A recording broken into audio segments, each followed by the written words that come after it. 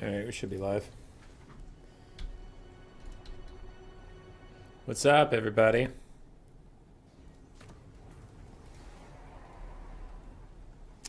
Alright, we should be live. What's up, everybody? How are y'all doing? Mic sounds fine. Oops, didn't mean to screenshot that. Let me out! Let me out here! I was just waiting for the tourney to start. Let me out! Okay.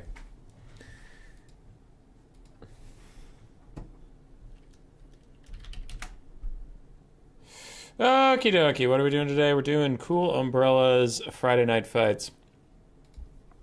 So it's land battles. Land battles, blind pick, best of one, that sort of stuff. Finals, best of three. It's just a grand old time for everybody. Played in the faction war today.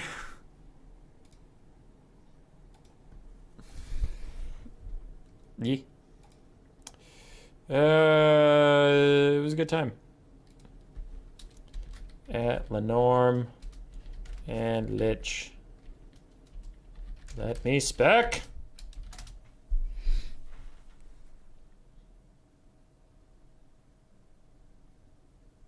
Okay. Looks like my opponent might have gone to bed. So, I guess I get a bye round one. Anyway. We'll find a game to spectate.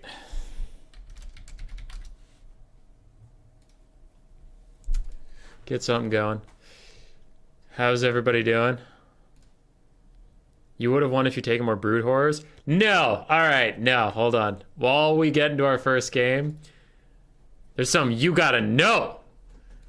There's a whole video coming out about it tomorrow. Let's go look. Let's go take a look. Look. I recorded this real fast. How to lose a faction war in 6.7 minutes. And it's like out of turns faction war, and I thought the game where I got... I mean, it's normal to be salty, but also, like, before I do this, people get the wrong idea. Like, Hadrian's won, and honestly, if you look at everything I'm about to show you, he might have won anyway if, like, all of them went my way. He might have won anyway. I think it would have been close. I think I maybe could have won it if none of these things happened, but this is for humor. There's a little disclaimer that it's all... I point out a bunch of... Like, this game had a ton of weird shit that just like, oh, right, of course that's happening too. Of course that's happening too. Like, these rat ogres running around this lady instead of attacking her is really annoying, but like, check this shit out. This fucking tilted the shit out of me, man. Just stab her, rat ogres lose the plot, but they are just gonna fight Malice Darkblade. Now, it can zap tries to get back online, but it terror routes. Dark Riders charge into my clan rats. These are full health clan rats, but the demon's curse is making their leadership lower. Look at her. She's trying to walk away. She's in the middle of these clan rats. She's at lower HP, and the clan rats are almost at full. Okay. These clan rats are still here. They're like full HP clan rats. She's leadership, though.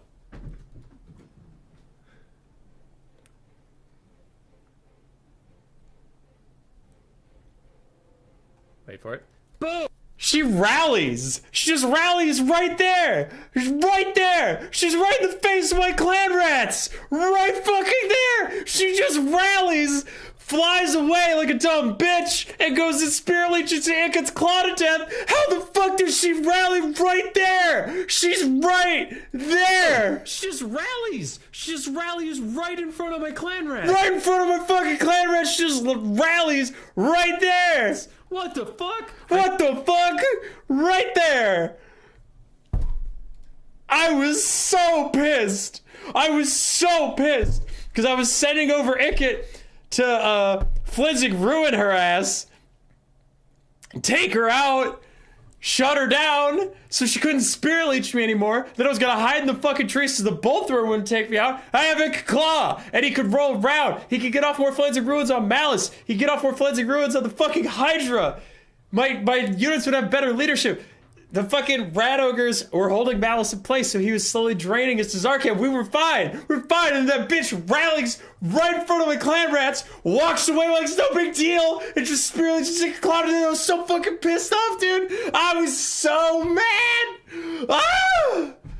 It was right there. That's some shit. That was some shit. Are you too late to sign up? I don't know. I think so. You can ask Cool Umbrella, but I think so. Caught the stream at the beginning for a change? Yeah, what off, dude?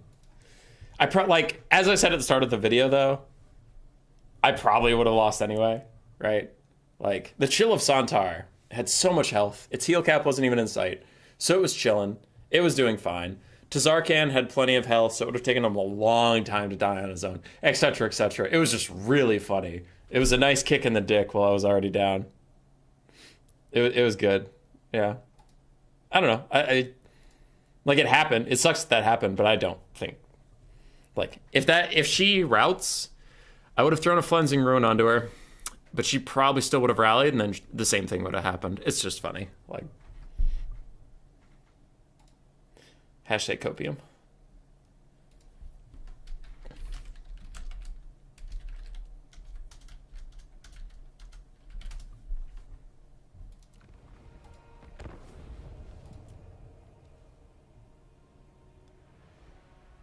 I see Lenorm versus Tactical Lich, but there's no spec slot.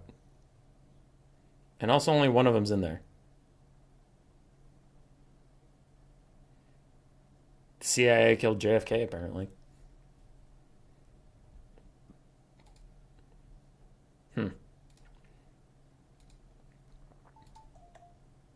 is going to be a good stream, true. Is there a chart to determine rant level? It's the chart in your heart. The chart in your heart that smells like a fart. I need more tea. Don't do anything cool till I'm back. I promise not to. It was a good faction war, though. We did good. I was super worried I was going to lose round 1 to Blood Penguin, but we beat that. Beat Beastmen round 2, so we did good. We did good on the day. I was happy with it. Losing to Hadries is never that bad. You know, he's fucking Hadries. Losing to Dark Elves as Skaven is not that bad. It's a rough matchup, so, like, all in all, it was a good day. It was a good day. I just thought that was really funny. Because I was, like, in the game, and I was setting Ikit over, then she rallied, and I'm like, oh, okay, fuck me then. Throws a Spirit Leech on Ikit, then he routes. Yeah, that was funny. It was good. It was a good tournament, too. It was a good tournament. A lot of good games. There were some pretty bad games, but there's way more good games than bad games. Which is true in everything, you know? Dom, land battle, doesn't matter. There's some stinkers. There's some stinkers and there's some winners. The chart in my heart that smells like a rat's fart. Those are pretty nasty right now. The rat farts are strong. I don't know what's going on with Lenormand Tactical Lich. Someone died there? So I guess I'll just keep playing my Throg campaign? I guess? My opponent's AFK. The only people who haven't started their game yet are AFK.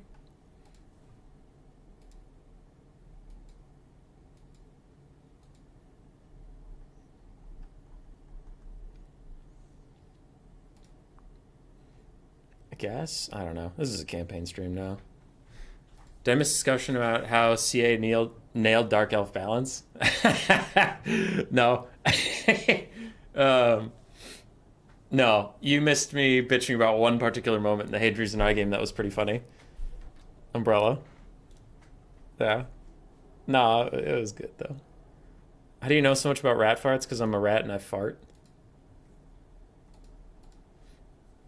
Easy. Okay, back to this shit. Fucking god damn it. Alright, so Throt is somewhere over here. Dude, this Norska campaign has been such a pain in the ass. It's been such a pain in the ass. These Skaven are just running around. It's Clan Molder, so I've destroyed Hell Pit. You know, their home, it's gone. I killed it. And these assholes are just running around burning shit. They've been burning shit forever. Just forever. They've been burning everything to the ground. Nothing I have has any infrastructure, because these assholes just keep burning shit. All right. Oh, there's Skaven here too. Nice. I don't have to spend the colonization money. I actually just get money then. That's fine. As for why we're playing campaign, I'm still waiting for...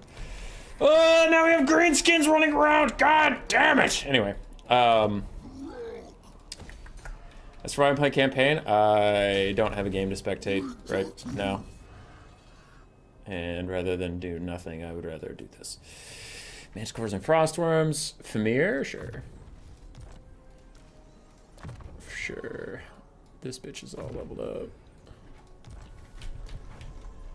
So Wulfric's gonna try and pin in Throt, because Throt's right there. He's gonna try to pin in Throt from the front. Throg's gonna chase him from behind. This bitch, Eggle, is going to run interference on the backfield and hope no more Skaven slip past us while he resettles Stroganoff. I guess he'll try to kill Hosgub. But yeah, it's been a bitch to put these Skaven down.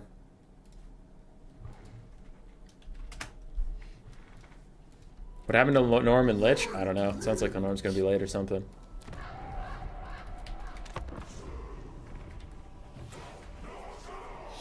I'd rather show everybody how bad I am at campaign than sit in a menu. But as soon as someone has a game for me, I'll dip out of this campaign so fast.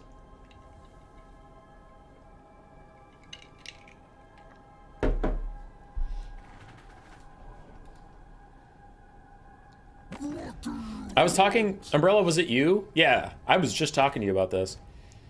I have the hardest time playing Norska and like living out the fantasy of raiding. God damn it!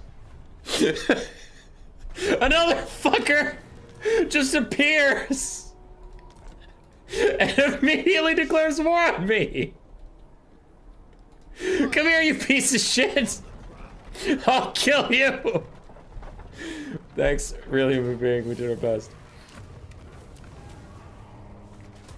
Anyway, yeah, I have the hardest time living out the Norska fantasy of, like, just raiding places and not getting attached to anything. Because I started out this campaign, and everybody wanted a piece of me. Everybody. So, instead of me invading other people at my leisure, I got invaded immediately. Norska got, like, overtaken by Kislev, all the Kislev sub-branches. Like, they had all this shit up through here. The dwarves that were over here also came up this way. Wulfric was attacking me from behind, and I was just a little Throg up there, so I ended up having to kill everybody. And I'm still just chasing Skaven around my shitty land, so I can't even go raid. And we're down to sub 100 people left. So, like, the raiding fantasy is never going to happen, because we're getting close to the endgame content. So I can't exactly just go off raiding for fun. Oh, Wulfric got his mammoth while I wasn't looking. That's nice. You're taking my lands from the Skaven because they're bitches. But, alright, we'll chase Throt this way. Throg's going there. You're trying to get that. Building upgrade available. Ooh, the money building and the port. Okay. I don't care about the rest of you. Commandment. That one. Different commandment. That one. Raiding is a junk stance anyway. Yeah, but I meant, like, go to, like, Ulthuan and burn some High Elf villages to the ground. This doesn't look like land battles. I'm waiting for either a game to spectate or for an opponent. Because I unfortunately ran into the dreaded double AFK.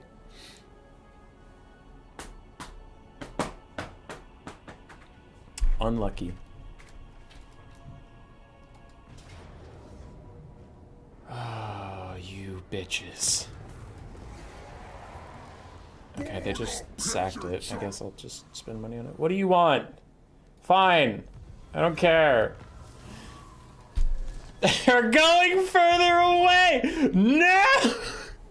Come here! You stupid! Dung-smelling, ass-scratching pieces of shit. You come here. You come here right now. You fight me. I have other shit to do. Don't just run away from me into my lands, you dumbass. What are you doing? You're just going back and forth between my cities. Come here. Come here and fight me. Why are you Skaven such assholes? I just What? To get my stupid land back. I have wood elves to go fight. I have Be'lakor to go kick his ass because I want Albion. I have other things to do today. I don't want to chase Skaven around my own lands all the goddamn time. Oh, what else are we doing? This is a funny looking tournament? Yeah. I'm waiting.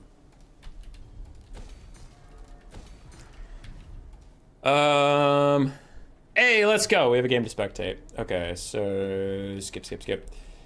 Hit end turn just to get the save to occur. And now that the save has occurred, go to menu. It's a head-to-head campaign tournament? I wish. I am getting kited in campaign. It's really annoying. The campaign's just spawning armies in the middle of my fucking land and then having them run around. It's really annoying. Okay, we have a game. Lenorm versus Tactical Lich. I'll get a blocker up before I enter the lobby in case they're building their builds right now.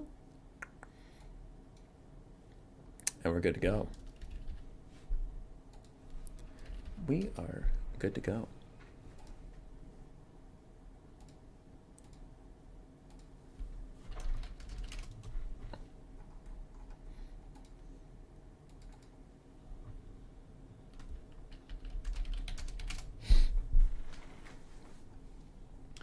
Alrighty, what do we got? What do we got for factions? Umbrella should have posted the blind picks. Ogre Kingdoms for Tactical Lich versus Lenorm's Demons of Chaos. Alright. I don't know if I've ever seen this matchup. My heart would tell me it's Demons... No, Ogre's favored. Because. Ogre Kingdoms versus Tzeentch is even. Blue Fire is alright, but Ogres have access to either a fuck ton of armor in their Stonehorns or healing. Or both. And Lead Belchers are good, etc., etc. So yeah, they're fine. Tzeentch, however, has Halberds, Chaos Warriors. They have Spear Marauders. They have Blue and Pink Horrors that have a lot of ammo. Those are all good. The problem with Demons of Chaos is they have Blue Fire, and they have Blue and Pink Horrors, but they don't have any Halberds or Spears of any kind to keep the Ogres off of their front line. So I do suspect this will be a lot harder than it is for Tzeentch. It's a great strategy to call Skaven out on their cowardice, so they'll want to show they're honorable after all. Unused username, that's pretty good.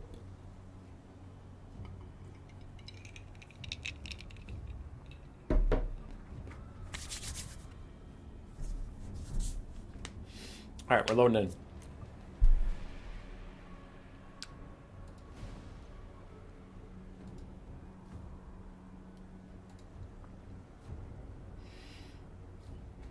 Tournament is progressing. Looks like Boojilicious defeated a fat kid at recess. Tree Tone has defeated its current year. Blood Penguin and Sabrus Regnum are still fighting, as are Black Knight and Super Mario Fried Chicken. So it's good, it's good. 4 of the armies are going to move around a lot, but we'll try and catch them before they do. We have 2 Screamers for Tzeentch. Looks like 3 Fleshhounds of Khorne, 4 Fleshhounds of Khorne, 3 Seekers of Slaanesh, 4 Blue Horrors of Tzeentch. Ooh, no, those are some pinks. It looks like 2 and 2. No, 3 blues, 1 pink. Okay. Then we have Svarog. Svarog's the most common Demons of Chaos Lord. Even though, like, Be'lakor is memed on as being the strongest, and he is very strong, for Demons of Chaos, I guess mostly because Hanadin's is leading the charge, we see a lot of Svarog. Looks like Lenorm is also of that school of thought. I mean, he's like a Tzeentch caster with better melee stats. He's good. On the other side, for the Ogres of Tactical Lich, a YouTuber in his own right, posts a lot of battle replays, is a cool guy. You should go check him out. We have a Gnoblar frontline with Gnoblar Trappers backing them all up. Double Lead Belcher, a bunch of Fleshhounds, Man-Eaters with great weapons, 3 of those bad boys, and more Saber-Tusk packs, Slaughtermaster with the Great Maw, with 3 spells, Bullgorger, Bone Crusher, and Troll Guts, all for himself. He does have the Blood Gruel passive, so he gives himself some healing if he's casting. I generally think that passive is really bad, because it only gives him healing, but we'll see. I mean, if he's getting poked by Blue Fire and stuff, it's free healing is free healing, because you're going to need it. Yeah. Looking at these builds, I I'm a little worried for the Ogres. Those Lead Belchers won't have a ton to shoot at, and I'm worried that the Flesh Hounds and the Seekers are just going to dominate the flanks too much, and the Saber-Tusk packs won't be able to hold them back. That being said, I don't know. If you get some good Man-Eater charges on the flanks, take out the Seekers and the Flesh Hounds, then this game's pretty easy. Because there's no front line to speak of. Like, these pink and blue horrors aren't going to last at all. So we'll see if they can withstand the mobile pressure.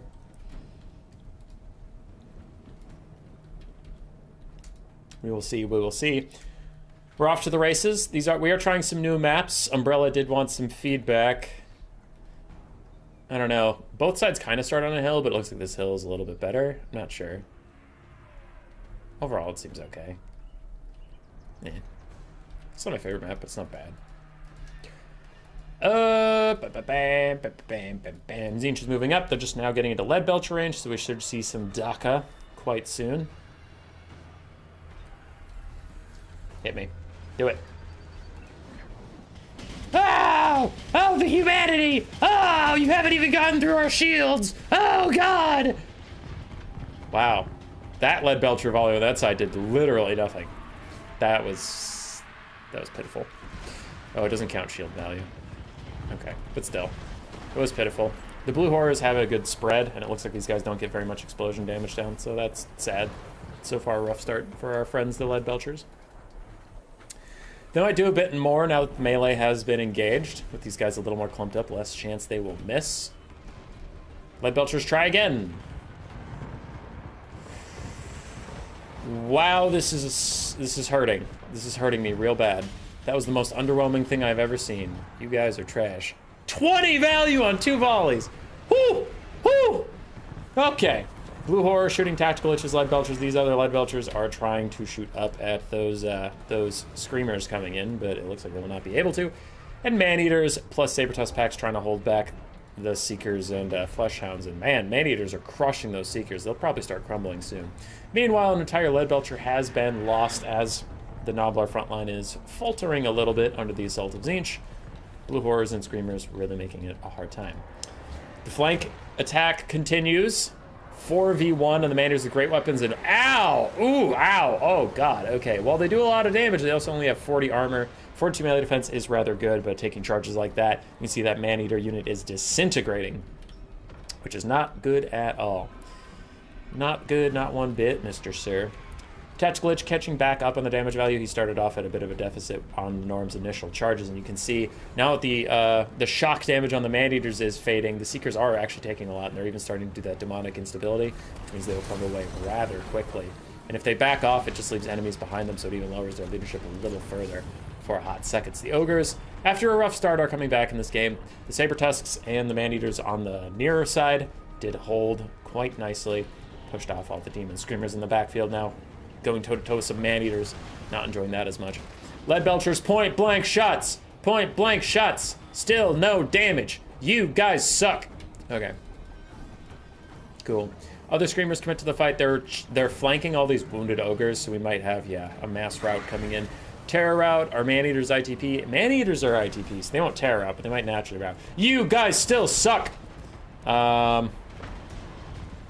They're drilling some good shots into Zvarik. They're doing all right. They're doing good. Good for you guys. Ogre frontline did hold against the almost non-existent frontline of 3 blue horrors, and now pink horrors are just shooting at Man-Eaters while they get hit by Nobblar trappers. More Saber-Tusk packs are trying to stop the Flesh Hounds, and it looks like they will. Balance of power is heavily against the demons as all of a sudden Tactical Lich just skyrockets in the damage value. Lenorm using the last of his cavalry and dogs in the distance to try and get some battlefield control back, but it is looking like too little too late here. Svark's trying to snipe out the Slaughtermaster of the Great Maw, but he's not even getting anything done, as Man-Eaters with great weapons that are there to protect him. They're nice little bodyguards, and somewhere the Lead Belchers have almost done any damage. Woo! Almost 600! You pieces of garbage. They're not garbage. This specific one is a little garbage, but Lead Belchers overall are not garbage. This specific one, it's a little garbage. Saber-Tusks routing Man-Eaters, soon to rout, probably. Nope, they're actually going to hold on. They're going to hold on to the very end, because Army Loss is coming in hot, and that Man-Eater ain't going nowhere. Fleshhounds disintegrating. Seekers almost disintegrating. And as soon as they do, army losses will hit. Don't you worry, my friends. This battle will be over soon. The demons of chaos are taken down by the OP Ogre Kingdoms. Why is Human Boy in a tent? Because I don't like you. Oh! It's to reduce the echo. Somebody should make a mod with a faction full of every unit Human Boy hates. Plague Toads, Lead Belchers, etc. Just call it the Poop Poop faction. Slaughtermaster the Great Mod did fine. He was full health at the end of the game. Man-Eaters, overall, did well. I mean, the two healthy ones had tons of love left to give, and the almost dead ones had 2,000 damage value. Lead Belchers were a little bit of a this game, but they can be good. I think that was just some bad RNG there. Like that volley that literally hit none of those blue horrors. Sabertusts did all right. They were just holding off Fleshhounds. Honestly traded quite well, all things considered. I thought they would get bodied. Noblar Trappers also did a surprising amount of damage. I think like a lot of really good Ogre players keep telling me to believe in Noblar Trappers. And they're one of those units that doesn't do anything sexy. Like there's no big flashy, oh wow, it did so much damage. It's so cool. But at the end of every game, they have pretty good value. So yeah, they're good. I just forget they exist. Svark did his best. He had a tough time getting value. Blue fire on Ogre units is generally tough. They don't line up nicely like infantry do, or cav or anything. They're monstrous infantry, so normally all the blue fires just hit one model. Fleshhounds did all right. Seekers underperformed. I think they were there for like Stonehorns, but just didn't really get what they wanted. And the blue horror, pink horror frontline did fine.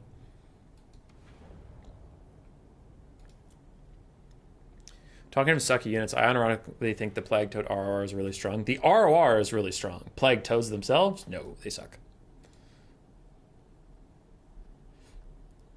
The ROR is good.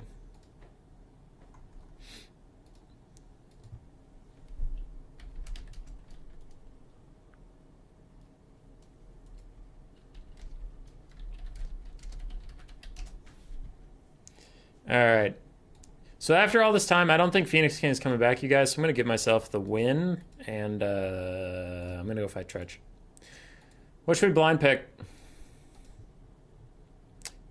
You have real quick to vote, because it's blind pick. What we playing? What factions I feel like playing? I don't. If you guys vote for Skaven, I'll play Skaven, but I played a lot of Skaven yesterday and today to get ready for the faction war, so I'm not sure if I'm feeling it. Those three all sound fun. What else sounds fun? Honestly, I think Greenskins might be my current second favorite faction, because Skaven are my favorite for sure, but Greenskins are really fun. They're not very good. Good and fun are extremely different. Ogres, I could. I'm not feeling ogres right now.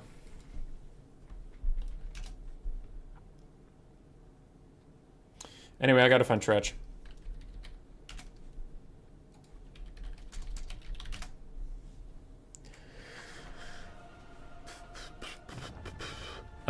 Let's do just Rat. Oh, dick. I don't know. That lobby name was scuffed, but I'll just invite Tretch and it'll be fine.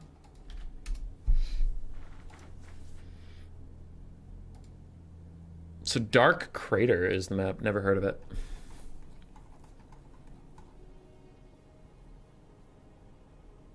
Must be the Dark Crater. There it is. Okay, this looks sus, but I'm ready. I'm ready to believe.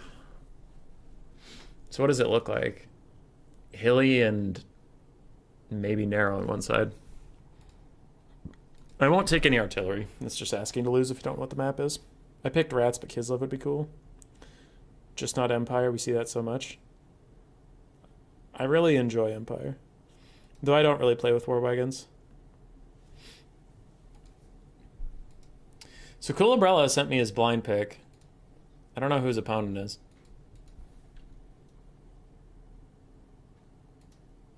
Okay. Vote's tied. So at least Tretch doesn't know whether I'm picking Lizardmen or Skaven, but I will pick one of those two. And I sent it into Umbrella.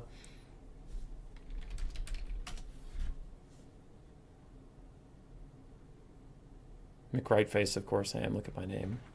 I'll select the stream, everyone.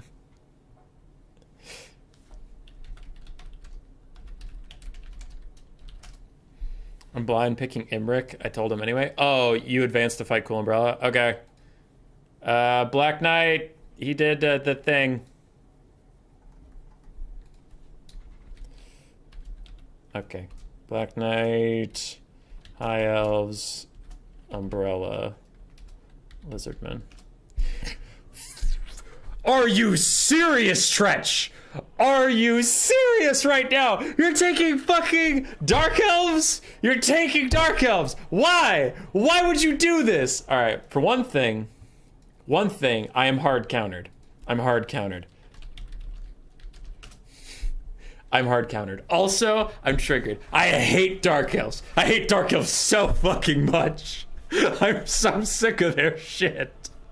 I fucking hate them. Why do I have to play goddamn Dark Elves every fucking game? I'm so tired of it.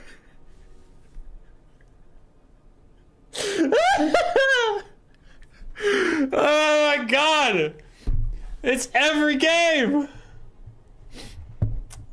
Anyway, I picked lizards out of the two because I told you I don't want to play Skaven right now. Every goddamn game with these stupid fucking elves. Okay. Let's do a life salon. I know everyone's like, ooh, exciting, life salon. Shush. Shush. They have to counter rank 9 only skinks. I got something special for you guys. I got something a little spicy out there. What are we doing? Earthblood, Dwellers Below. Yeah, well, I don't know if I want Dwellers. Honestly, just my Earthblood spam.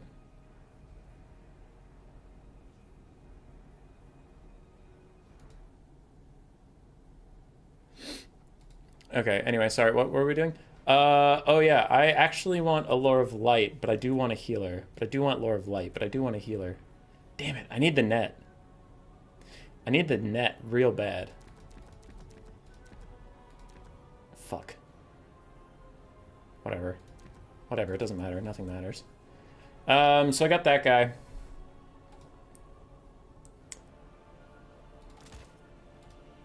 So we're getting a T-Rex. This is not a drill. We're getting a T-Rex. Ricarth? I wish it was Ricarth. I don't know. Boojilicious keeps sending me replays of the T-Rex, and sometimes it does well, and it just makes me want to play with the T-Rex, so if this doesn't go well, blame Boojilicious, but it looked fun. And you know what? I was a filthy scumbag tryhard literally all day. I get to have some fun once in a while. I'll do the Quaddle. The Quaddle's actually not that bad. It's pretty good at avoiding Scourge Runner bolts, so it's fine. What else? What else? We have Feral Cold Ones. We have 2 big stuff. We're gonna have to go wide. Cheers, Tent Lord. Hell yeah. Tent Lord in the house. Solar engines rule at all things. I'll contest that one a little bit. I will get a revive crystal for even more healing. No, that's too much, dude. That's way too much healing. And too much money locked up in single entities. So we take a bunch of those, we take a bunch of these, we take some of those, and then you have whatever the fuck this build is. Do you think you'd notice if we took a Blessed Skink Skirmisher? 70% spell resist? What the fuck? That is so high. Why does it get that? I mean, I know it's a campaign unit, no one gives a shit, but what the fuck? I wasn't ready for that. You gotta warn people you're doing shit like that. Okay, I don't know, man. 150 extra gold? What do you have? Shield of Thorns and Lesser Banishment? That is literally just worse than the regular Quaddle. You suck. Get out of here. Can you take something for 150? The Aura of Quetzal. Don't mind if I do. I'll Aura of Pretzel my way to victory.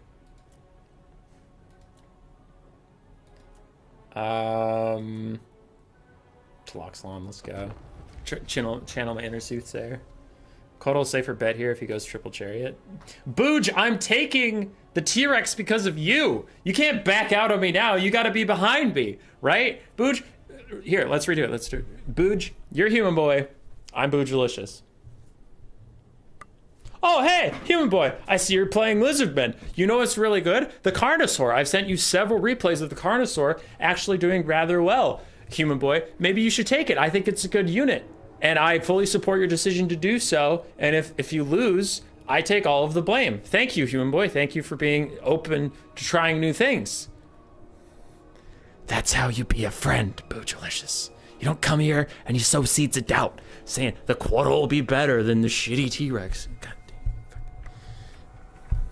I try to connect with the kids these days, and they just hurt me.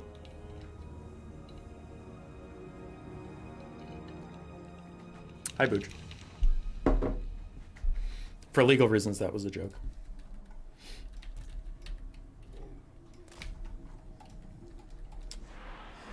Enemy troop count 937. I'm not ready.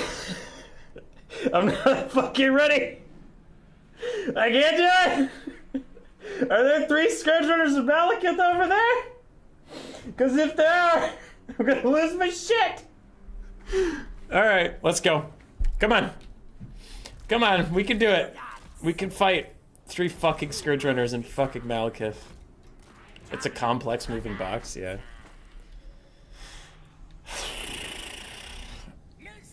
I'm getting lightheaded, I've been screaming too much.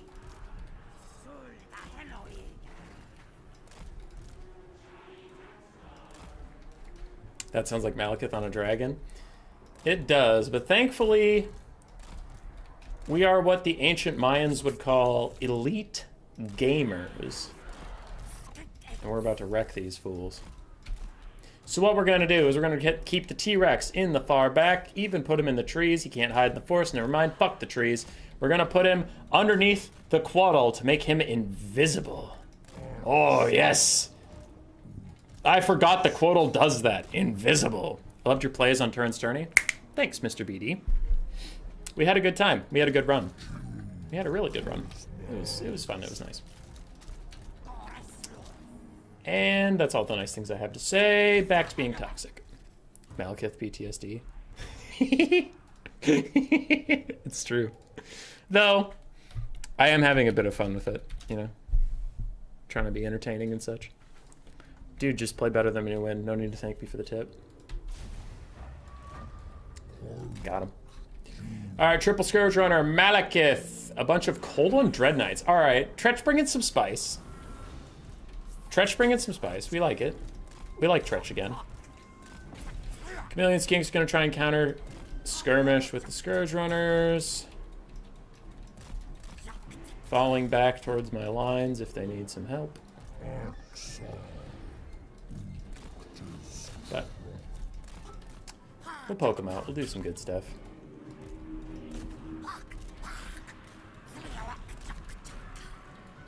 Run away, run away, run away. Run away, run away, run away. Run away, run away, run away.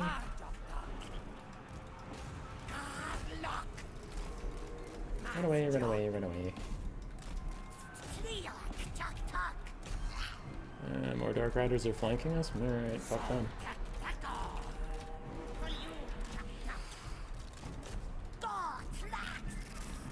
Alright, Skinks in general just start advancing. Okay, Feral Cold Ones are gonna get jebaited here pretty soon. That happens.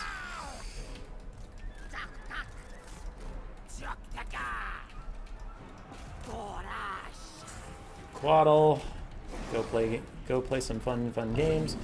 Oh, that's Malekith on it's Malekith on little Feral Cold One. Okay, it's not that bad.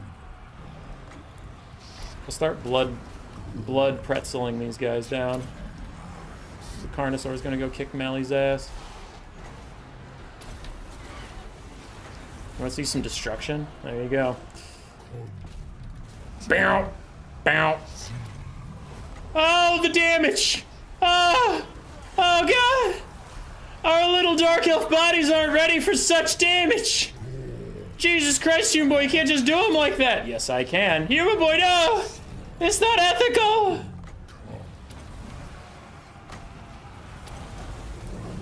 Carno Sour is, not having a great time fighting Malekith and all these Goldwind Dread Knights, so I'm gonna try to run away, but it's not looking too great. Come on, Carnosaur. Get out of there, you. Okay, you guys all go do this as I get extremely fucking lazy on my micro right now. Oh, God. It's pretty dreadful, to be honest. Alright, Quaddle's not having a good time against these Goldwind Dread Knights, so run away. Run away. Run away, run away, run away. Everybody run away.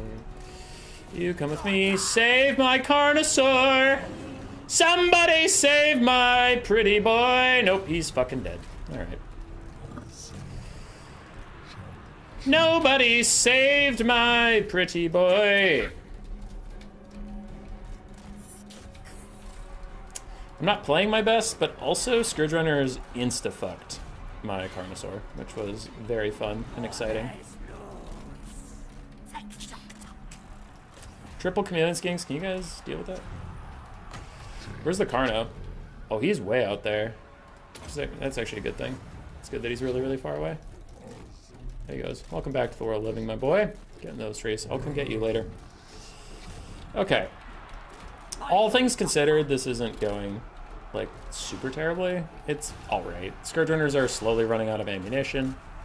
Slowly being the key word, but it is happening. Get another lightning over there. I have regrowth for when the Carnosaur decides to rejoin the world of the living.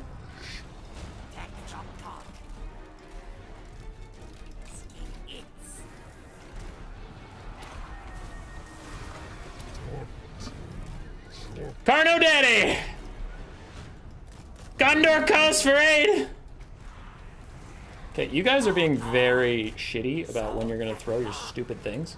So why don't you just come here right now? You give yourself this. Throw that down on the... Sorry, I need that to just save my life right now. They're currently raffle stomping all over us. Scourge Runner Chariots are fair and balanced. Carnosaur is back in action. I've said it once, I'll say it twice, I'll say it 4 or 5 times. Save me, Carno Daddy! Save me! Carno Daddy did not save me this day. Malekith is just gonna body his bitch ass. Oh my God, Scourge Runners!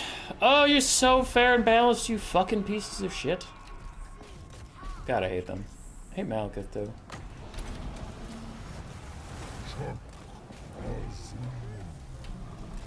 Quaddle's doing its best, but I don't know what it can do against such reckless Scourge Runner. Okay, everybody who can come back should come back. We're still trying to kill Malekith.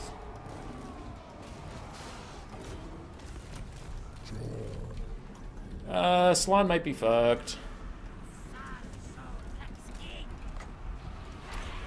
I curse you with my blood spite. That's GG though. Broken ass Scourge Runner Chariots. Fuck Malekith. Fuck Soul Stealer.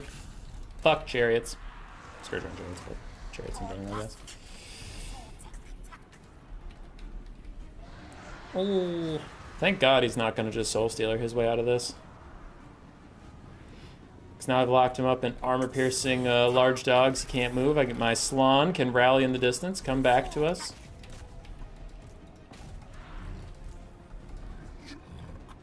Oh, he's gonna Soul Stealer his way out of it. Also, it feels like Chameleon Skinks just aren't shooting. Okay, they are shooting, just very, very slowly. Soul Stealer. Dude, fuck Dark Elves. I hate him.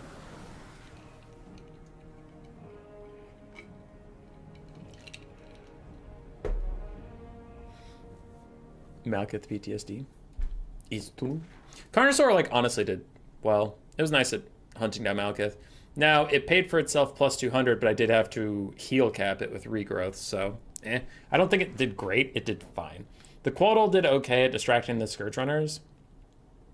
Slann Mage Priest did excellently, considering he didn't have Dwellers Below and he got 1500 value. The Skinks didn't do very great, but that also makes sense. Dark Elves probably should beat Skinks. Chameleon Skinks were really disappointing, honestly. Honestly, I have a T-Rex and a Quaddle, and the Chameleon Skinks disappointed me the most. Their skirmish damage was extremely shitty. And then once the fight started, they couldn't, like, shoot anything. Their Arc of Fire is really bad. And then even when I did set them up to, like, shoot at Dread Knights or whatever, they just didn't. I don't know. Chameleon Skinks were really depressing. Now, that's not saying, like, I played them perfectly and they didn't do anything. There was one point where I kept ordering them to get out of my formation and run backwards. And, like, I would look over and they were all still in my formation. So I think they were in melee, and then, like, if you don't give them constant orders to run away, if one of them's still in the fight, the rest of them will go back. So that probably kept happening. But I just couldn't get them out of the chariots at all. And they got mucked up and didn't do anything. So Chameleon Skinks actually disappointed me a lot more than the Carnosaur. The Carnosaur did fine. Malekith, 2,600 value, not on his dragon, because Soul Stealer is balanced. Some people are like, Soul Stealer actually is balanced, it's dragons that aren't balanced. That bitch was on a Velociraptor and still out-damaged my heal-capped, anti-large, armor-piercing dinosaur that was fighting him all game. Cold Dread Knights did alright. Scourge Runner Chariots did better than the Cold Dread Knights, somehow. Dark Riders did fine. Dread Spears and Bleak Swords did fine. I fucking hate Malekith and Soul Stealer, dude. It's so busted. I hate it.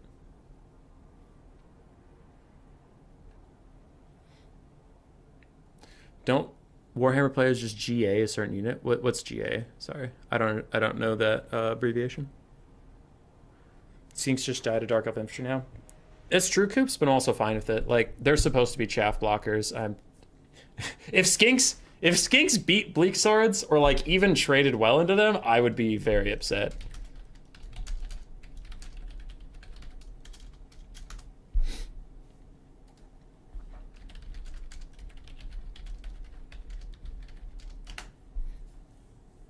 Going wide and cheap, you outperformed by Coursers and Scourge Runners, and nothing kills Malekith. Going elite, Soul Stealer, Scourge Runners, or Dark Shards just nuke you.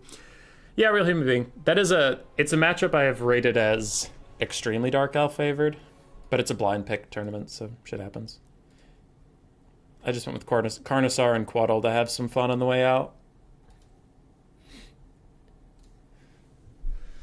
So let's see if we can find a game to spectate. Hot Clan Rat Sex Chat. That looks like Boojalicious' lobby. Can I get a blocker up in time, or am I too slow?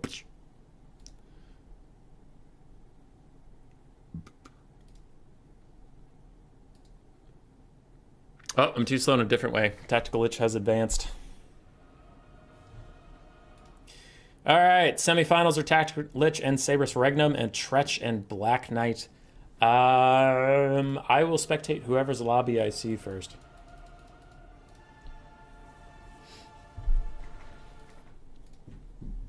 Oh, and ranged build, Harpies, Dark Riders, Malekith, dive and ruin your day. Yeah. Chameleon Skinks, we haven't seen a lot of them in the meta.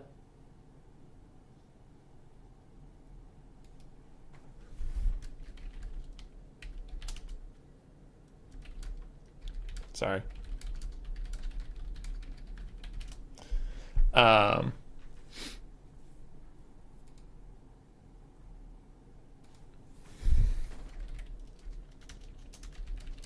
So somebody asked me a question.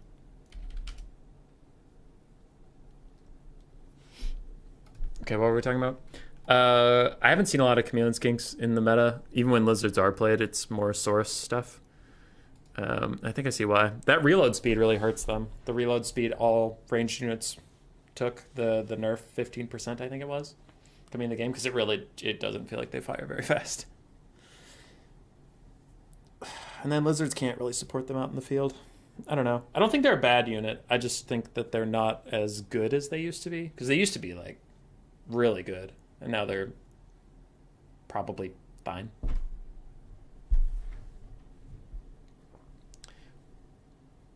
What up? It's current year. Who's winning? Dark Elves? Yeah.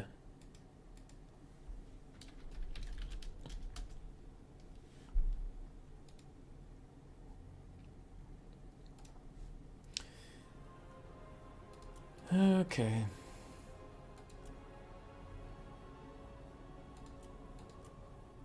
I don't see any of these lobbies for the semifinal, so I'll message Tretch.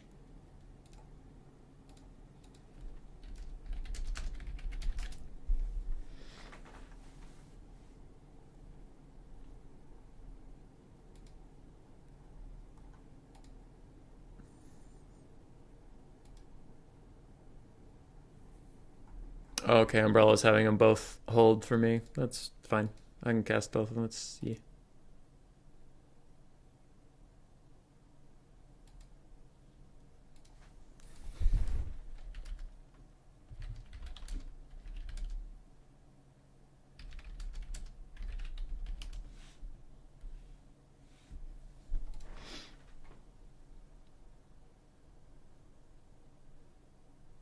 You took Carno into... No, you... Yeah, Booge. It was fine. Like, the Carno actually did fine, even versus Dark Elves. Yeah. It did fine. The Chameleon Skinks were way more disappointing than the Carnosaur. Carnosaur outperformed the Quaddle, too. Carno did good. Carno did very good. He needed a lot of support, but he did good. I think the main point was just Scourge Runners and... Scourge Runners and Malekith showing why they're the meta more than any of my units underperforming, I guess. Because besides Chameleon Skinks, everything did what it was supposed to. Quaddle distracted a bunch of stuff for a long time. Carnosaur dueled Malekith. Salon gave a bunch of support.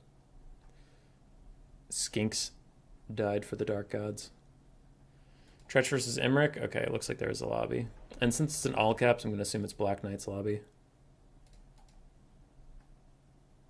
So I'll message him. Spec slot, please.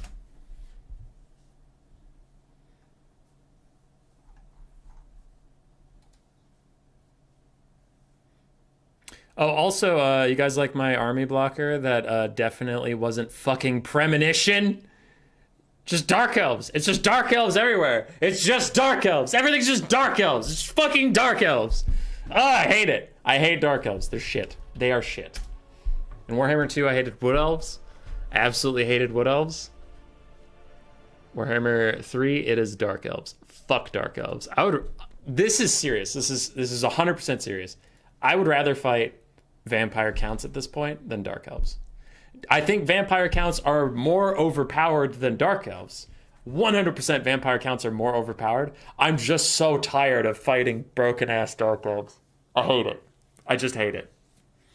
I'd rather fight Vampire Counts just for the variety of my hatred. Can the Stego bow shoot up Scourge Runners? No. I have tried that. Does not work. I have tried that. There's an old replay of it on a stream where I had a bow Stegodon versus Malekith on his dragon. And I did end up winning that game, but it came down to the bow Stegodon and the Life Slon fighting Malekith in melee, and it was super close. But no, the bow Steg did abysmally poor versus Scourge Runners. Abysmally poor.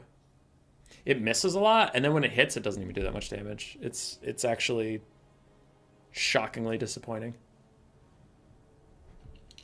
Solar Engines also do pretty bad against Scourge Runners because they miss, and even when they hit, it's like, damage. It's not very good. That's the main problem for the Lizardmen in that matchup, is Scourge Runners getting all the buffs that they got. In what used to be an even matchup, Malekith and Malice got a bunch of buffs, so they're even stronger now. So that's good for the Dark Elves. And Scourge Runners got buffs. And the main problem for Lizards is kind of the same problem that High Elves have with Scourge Runner Chariots. Fucking more Dark Elves! Anyway, Scourge Runner Chariots against High Elves. High Elves don't have a lot of good armor-piercing options at range. Like, they don't have handgunners or cannons. They have bolt throwers that are pretty but even if they're not being you can still dodge them pretty easily because they're not a straightforward fast projectile. They're a lobbed projectile. Now, it's not super easy to dodge them, but you can. Also, they can just miss on their own. And then archers are easier to dodge than, like, handgunners, right? So High Elves don't have a ton of ranged options to deal with them.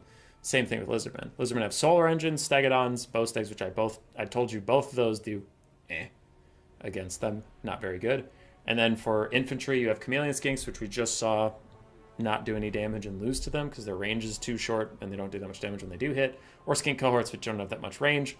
So Scourgerunners are free and clear. So that leaves Cavalry. Lizardmen Cavalry is extremely slow. It is armor piercing, but it's too slow. It can't catch the Scourgerunners. They're faster than it. High Elves are faster than Scourgerunners. They can catch them, but they don't have any armor piercing. So High Elves and Lizardmen both struggle against Scourgerunners for some of the same reasons, though some of them are like different shades of color of the same reason. So that explains why Dark Elves is strong into High Elves and Lizards. What about fighting Cathay? How do they compare to Dark Elves? I actually don't mind fighting Cathay. I've been winning a lot versus Cathay recently. As High Elves and Skaven.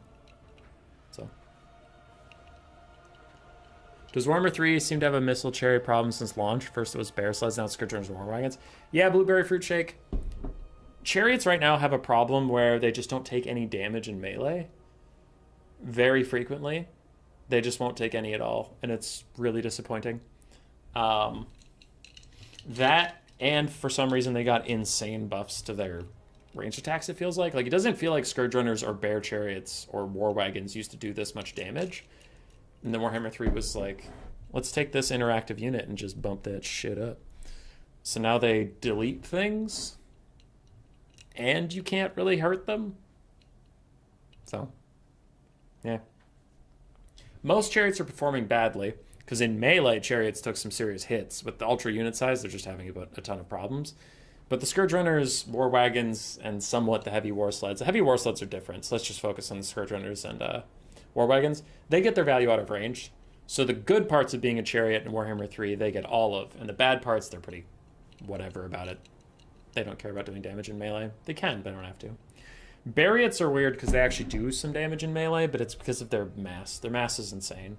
But they're driven by bears, so that kind of makes sense.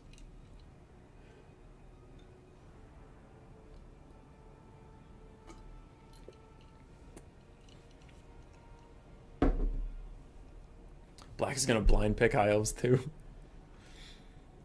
You know, we all watch the streams and think he's a nice guy. Surely one of them has to be a secret serial killer. Possibly Terra. No one is that nice.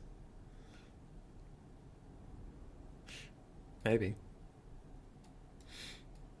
Alright, we're getting into game. High Elves versus Dark Elves. It's Malice, so it's not Malekith. We take those. It's actually surprising. You normally see Malekith in this matchup, so I'll take it. A little bit of variety. A little bit of spice. Malice, I think I saw a Death Caster, but I'm not sure. All the casters for the Dark Elves look the same. Triple Scourgerunner Chariot, more Cold Ones, and some Dark Riders, but we'll have to see. For Black Knight and the High Elves, he is an Imric stand, so there's probably an Imric. He was taking Imric back in Warhammer 2, back before Imric was even good. Can't imagine he's not taking him now that he's strong. Look at that vulture. Yep, there he is. Imric up on his glorious dragon. Do you think the Goblin Wolf Chariots could actually be viable then? Their missile damage is pretty subpar, so they don't get most of their value in missiles. But I do actually like the Goblin Wolf Chariots in the Greenskins versus Skaven matchup. They're extremely good at disrupting Skaven lines. They don't do a lot of damage, but they just stop the Skaven from throwing, which is huge. And they have a ton of models. I think the Goblin Wolf Chariots have like 8 models, which takes a long time for Rat Ogres to get them. Tomb King's Bow Chariots seem like a similar unit. They also don't do very much damage at a distance. They fire a couple arrows, but they're pathetic. They don't do much damage. So that chariot needs most of its damage to come out of melee. Which, again, melee chariots are struggling at the moment, except for Kislev Heavy War Sleds, because they're different. They have insane mass. Alrighty, Dark Elves are mostly set up. I can start casting their army. We do have a Sorceress of Death with Spirit Leech and Fate of Buna. A bunch of Bleak Swords, Black Arc Corsairs, Bleak Swords, Black Arc Corsairs, and Bleak Swords. Then we have Cold One Knights, Cold One Dread Knights, and Cold One Knights. No Dark Riders, actually. Just Elite Cav. Mouse Darkblade, and Triple Scourger. I already mentioned them, so yeah. Bonk, bonk. On the other side, for the High Elves, we have a front line of Spearmen. We do have triple Dragon Princes, quadruple Archer, 2 of which are Loudlet Sea Guard, another Spearman in the back. We do have a Mage of Life with Regrowth and Earthblood, and Imric up on his dragon. So it's triple Elite Cav and a very strong Fighter Lord against triple Elite Cav and a very strong Fighter Lord. The only difference is Scourge Runner Chariots versus Mass Archers. And we are off. I think the thing that's most annoying about like the Dark Elf Scourge Runner meta is that it was also the meta in Warhammer 2. It was different, but like Scourge Runners have always been really strong, and they're still really strong. And CA has been extremely slow on patches to switch up the meta, so I think a lot of people are just sick of the meta right now, where it's like, yep, Chaos factions are strong, yep, Poison Globes are strong, yep, Dark Elves are strong. You know? So I think that's a little bit extra of why myself and others are just annoyed of it. It's just because it's getting old. People like change. Switch up the meta, keep things fresh. Scourge Runners firing in on Dragon Princes. The lads are taking damage. Them stopping in place avoided a little bit, and their bronze shields are helping a tad, a teensy-weensy bit. They're still taking decent damage. Archer's going to counterfire. Scourge Runners are going to juke away from that. Also, their small hitboxes do make it hard for archers to really punish them.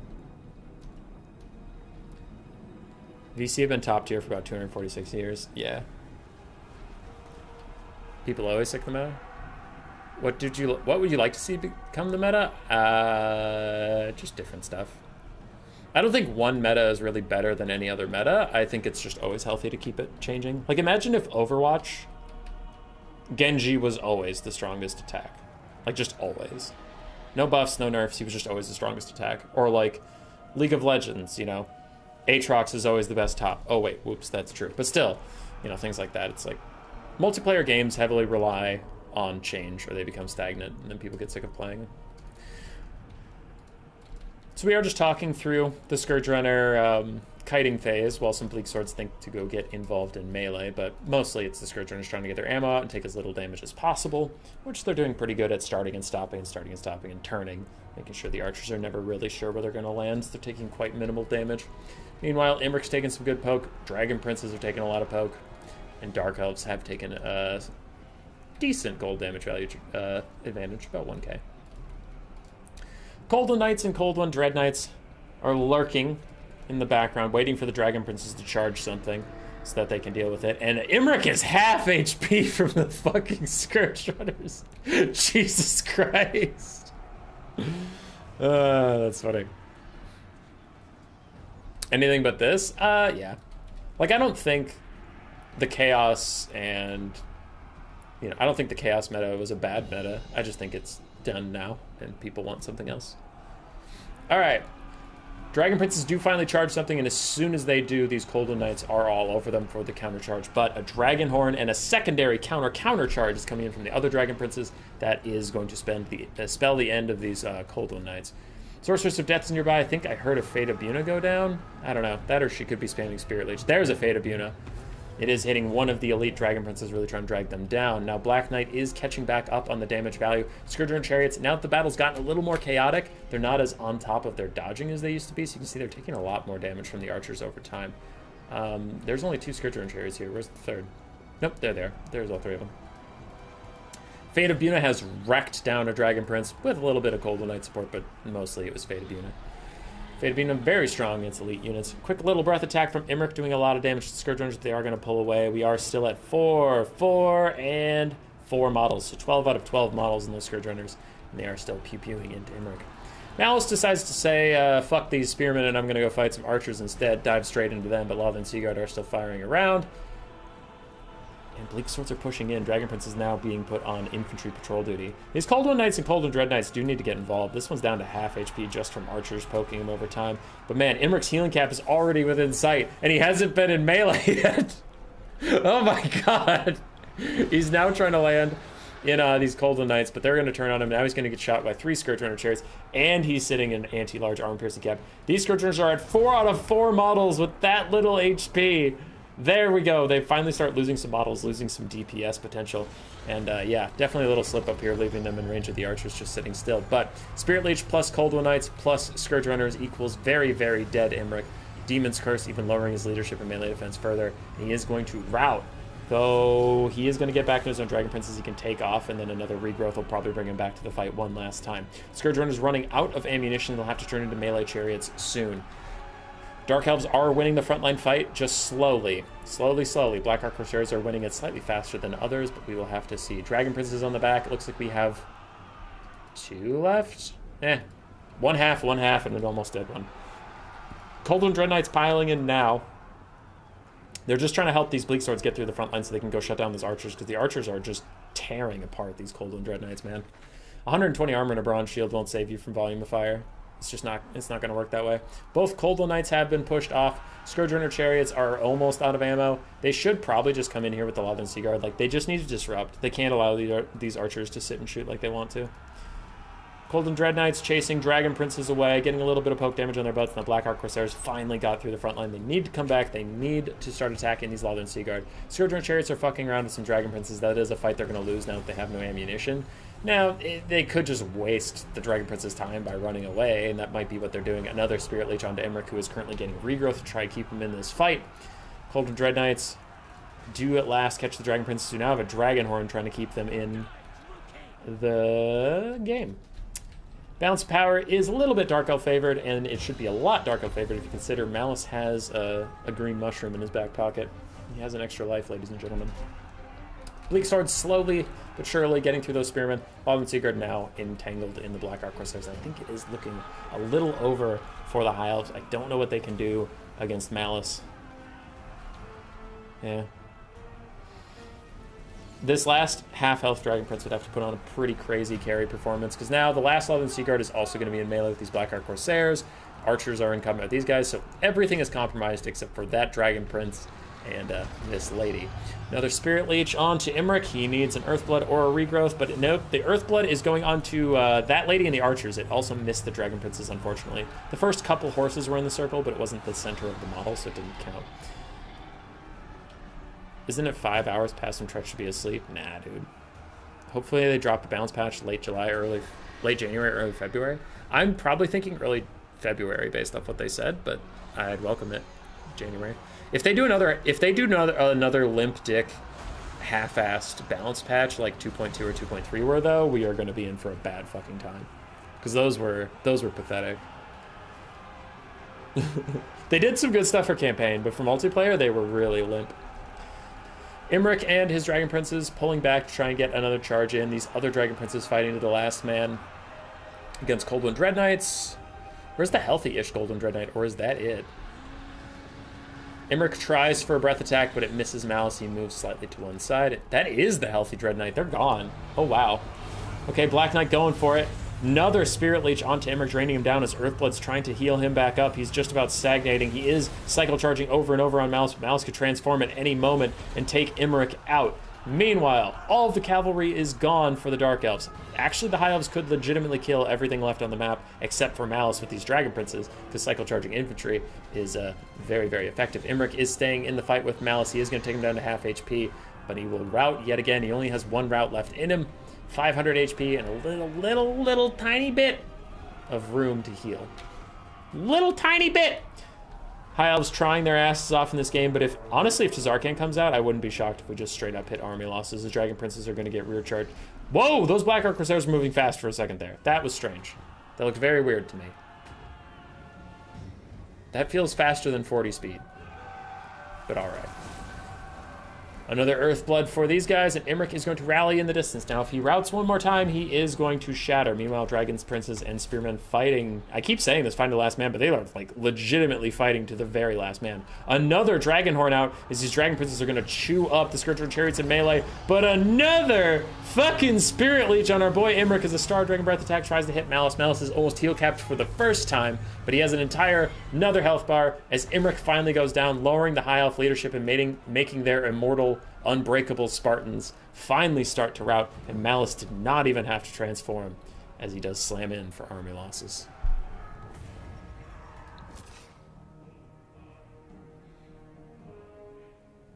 It's going to be another bad patch. Probably.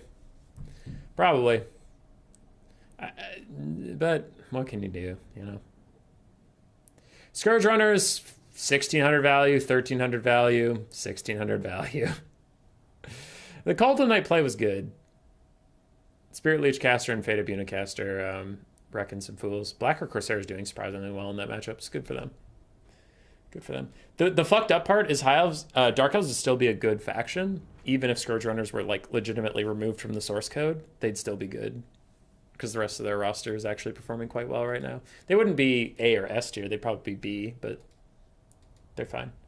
Imric did okay. His Dragon Princes did mixed, but they mostly got focused really hard by like Fate of Buna, Spirit Leech, Scourge Runners, so it's not like they had a ton of time to get their value out. Archers did very well, and Spearmen held for quite a long time. So, it's GG.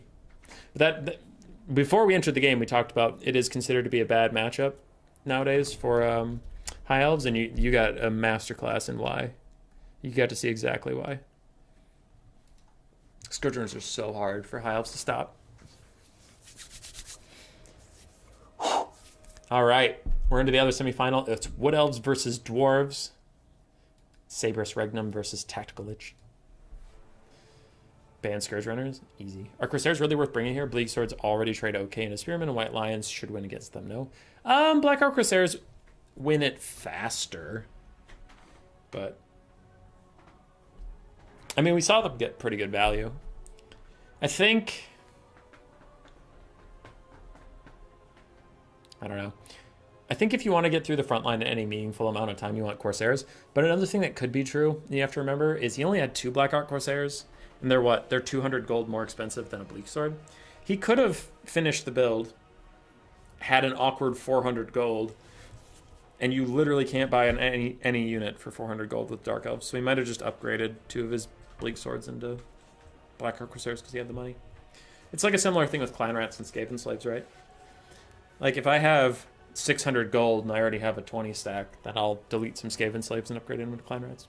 That could be the reasoning, but I would generally agree that if you had money to spend on other stuff, I don't think Corsairs would be worth it. Maybe like a couple extra Dark Riders just for harassment or to chase off things that are out would be good. But if you have the money, sure, Corsairs are good. How would Sisters of Avalorn do here? I feel like they would still not do a lot of damage versus Scourge Runners. And that's the main thing they have to deal with. Should be plenty of data to see the units are underperforming and adjust gold costs accordingly. Yeah. Yeah. I mean, people shit talk Warhammer 3 a lot, but we do have a bit of rose-tinted glasses when it comes to thinking of the past, because I remember the green skin meta that would never end. Grom the Paunch and 6 Skirmish Cav and Stone Trolls was the meta for legitimately almost 2 years for greenskins. Ever since Grom came out, that was the meta. When did Grom come out?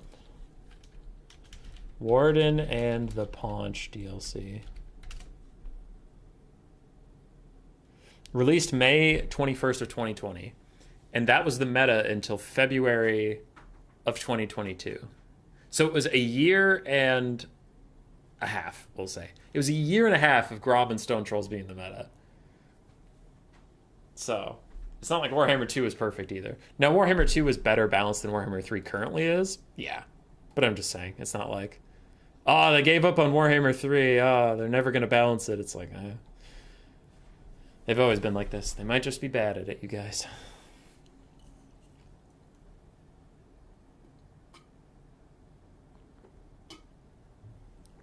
Excuse me.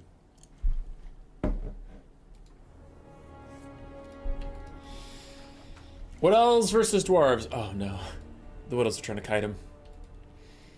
That's probably a good way to play it. But I know this matchup can be a little painful if one side's kiting, the other side's just shielded and stands there. I much prefer Wood Elves to rush Dwarves. I think it's a much lower win rate strategy than trying to kite them. I acknowledge that. But it doesn't mean I don't prefer to watch it. For the Wood Elves, it's a pretty small build, so it's easy to cast. We have triple War Dancer, 2 Gladeguard with Starfire Shafts, Up in the Sky, a Spellweaver of Shadows with Pit of Shades and the Withering. Interesting. We do have 2 Glade Riders with Spears. We also have a Branch Wraith with Earthblood. And then we have 2 Deepwood Scouts, 4 Deepwood Scouts, double Waywatcher in total for the kite. On the other side for the Dwarves, we have 4 minus blasting charges, 2 Organ Guns. Ooh, 2 Organ Guns, interesting. Quadruple Slayers, 5 Rangers, and Thoric Ironbrow with Rune of Wrath and Ruin and Rune of Speed.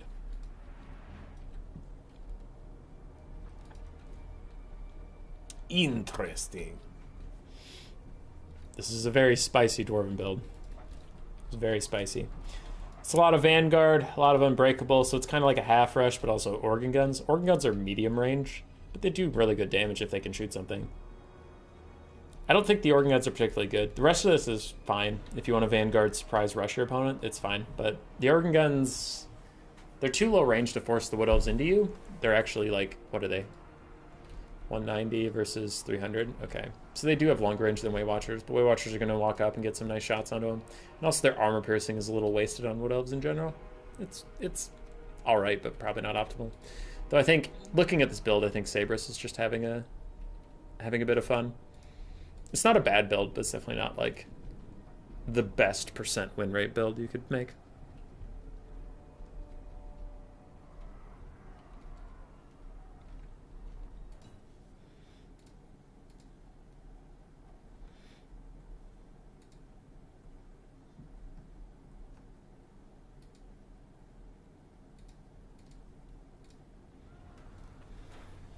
Some units are supposed to overperform. Alright, you guys are talking about balancing stuff. That's pretty big. It's pretty big energy.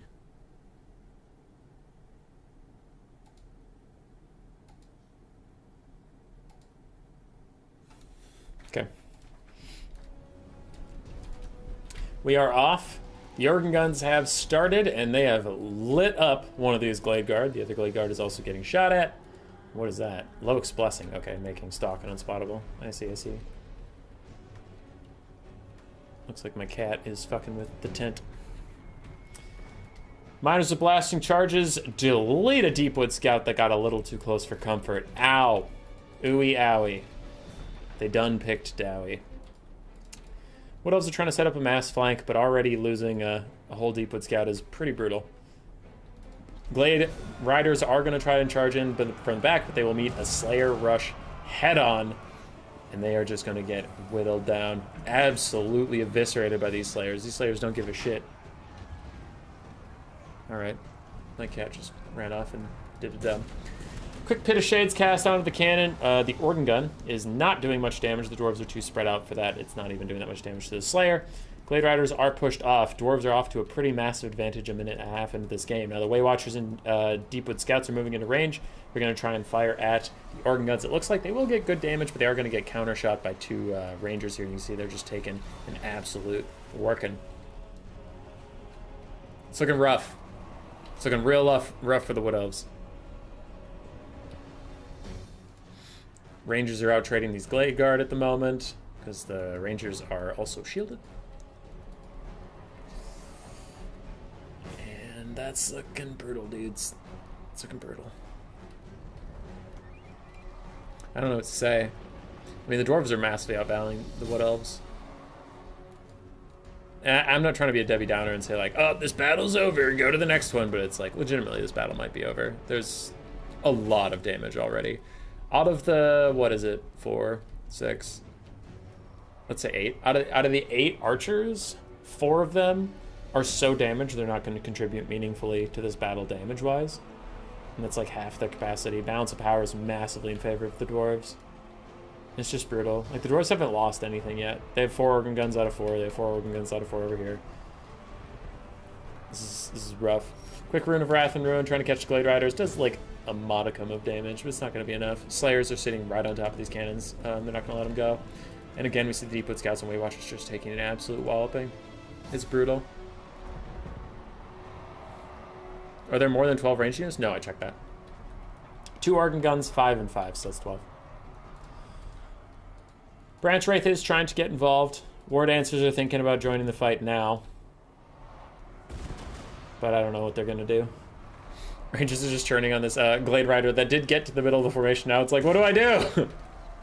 What do I do? Do I charge the Organ Guns with the Slayers or the Rangers that are just going to beat my ass anyway? There they go. Glade Riders are going to rout before they finish the charge, and Organ Guns are firing at our friends. The Glade God. 5,800 value for Saber so far, 1,300 on Tactical Lich's side. It's just a brutal matchup.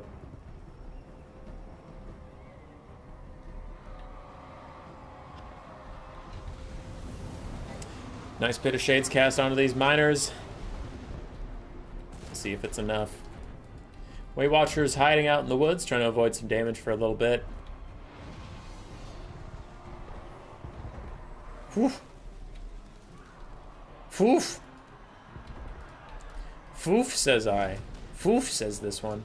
Rangers are turning to fire on the single entities, deciding now is the time to get some free little damage on them.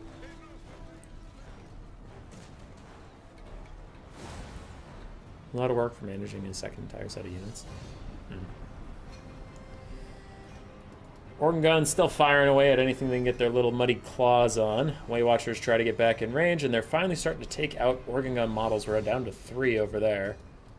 4 on this side still. But I don't think there's hope. War Dancers finally got into melee. 2 of them are already dead, and the one that isn't dead is one that's not in melee yet.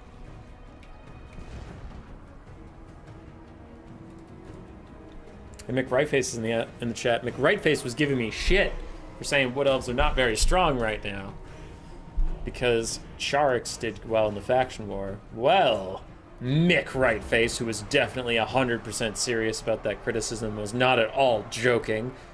Look at this! Look at this! I can also take a small sample size and make sweeping accusations.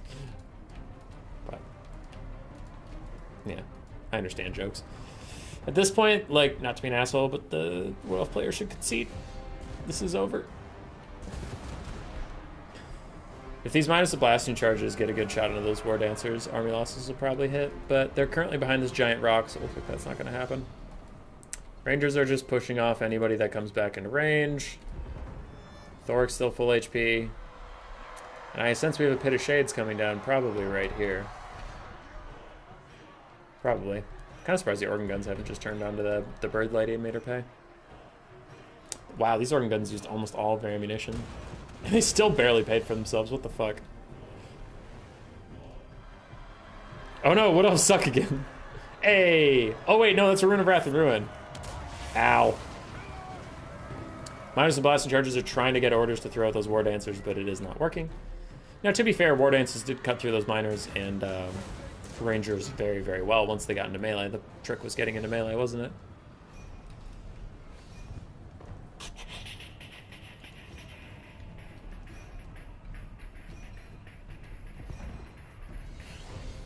Those are routing in all directions. Damage value is still 2-1 plus some. And Thoric is now just going to involve himself in this last fight with the War Dancers. He's over it.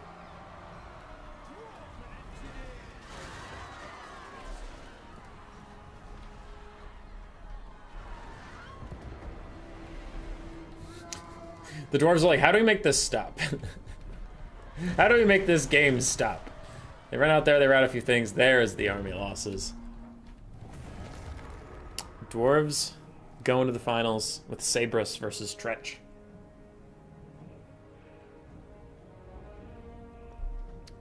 Best of 3 time.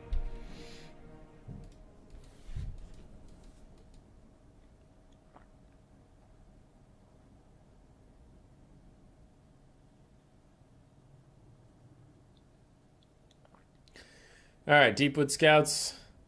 I mean, nothing on the Wood Elf roster is going to look like it did very well. War Dancers did fine. But that's about it.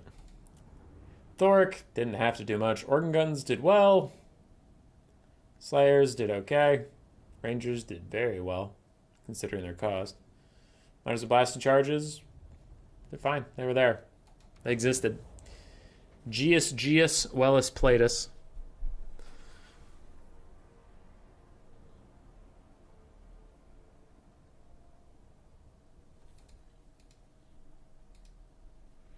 I'll switch over to my version of the screen that has a scorecard.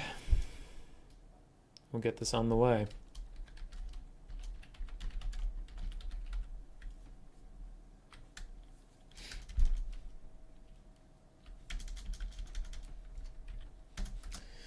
All right. Bum, bum, bum. outside we'll have ODM Tretch.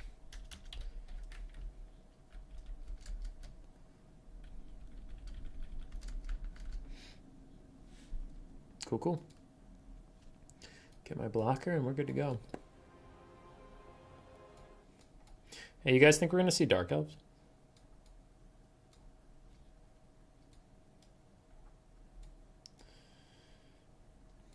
Do you guys think we're going to see Dark Elves?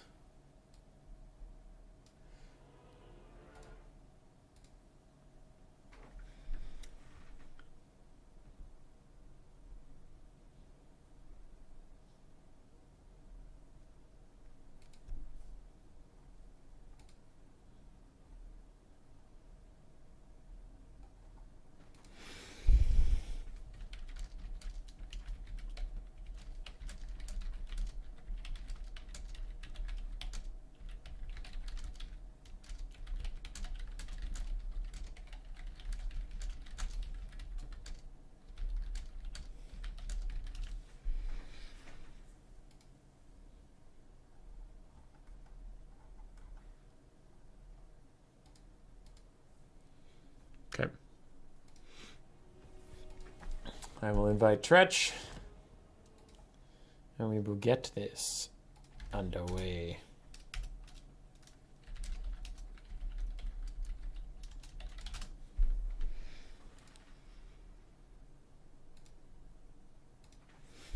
Okay. KKK. One best of 3 to rule them all.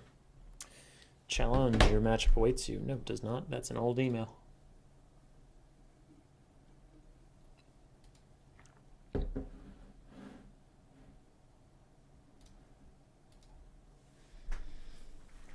Tretch is here. We'll go to chat.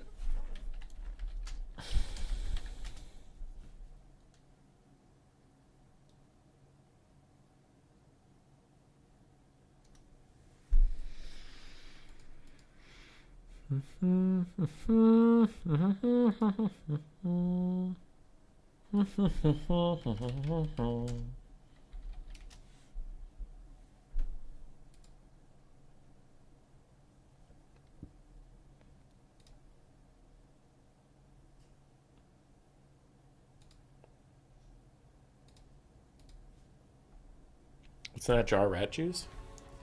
It's essentially a Moscow Mule without the vodka. It's ginger beer, a bit of cranberry juice, a squeezed lime, and then ice, but the ice all melted over the course of however long this stream has been, 87 minutes ago.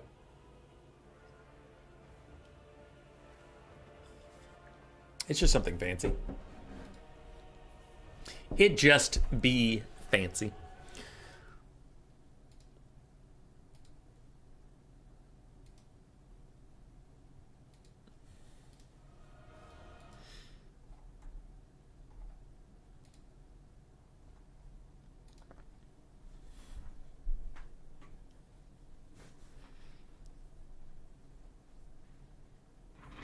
All right, we're waiting on the picks of our friends here.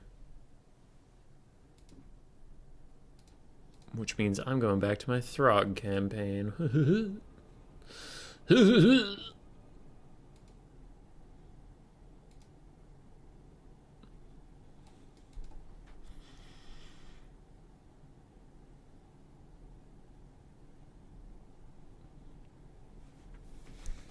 to see something horrific while we wait? So anybody here, come with me. It's a video that I'm working on. I haven't edited it yet or anything, but look at this shit. Anybody want to guess what this guy's face? This guy. Anybody want to guess what this guy's face looks like in the load screen?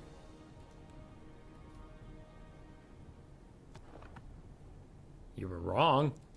I don't know what you thought it was, but you were wrong because it wasn't that. It wasn't that unholy terror. Look at it. What the fuck is that portrait? What?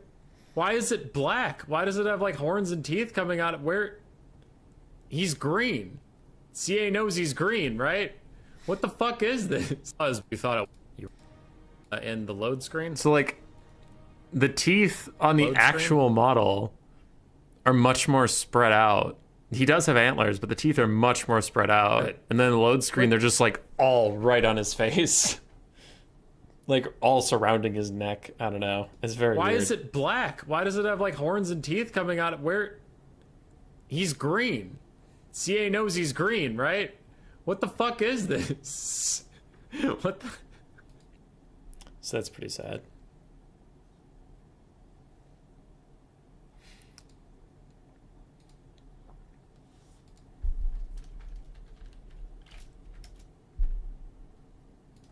But a foolish samurai warrior wielding a shape-shifting master of darkness, wielding a magic sword, wielding a foolish samurai warrior wielding a magic sword, wielding an unspeakable evil, wielding a foolish shape-shifting coconut, wielding a shape-shifting master of darkness, wielding a foolish samurai warrior wielding an unspeakable coconut, wielding a magic sword, wielding a shape-shifting sword, wielding an evil sword, wielding a sword, wielding an unspeakable evil, wielding a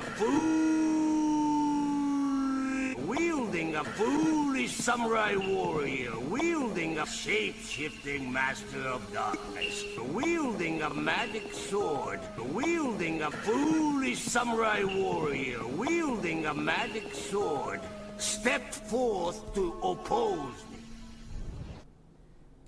If you're wondering why I put you through that, I don't know. I don't know. These guys are still working on their picks. I don't give a shit.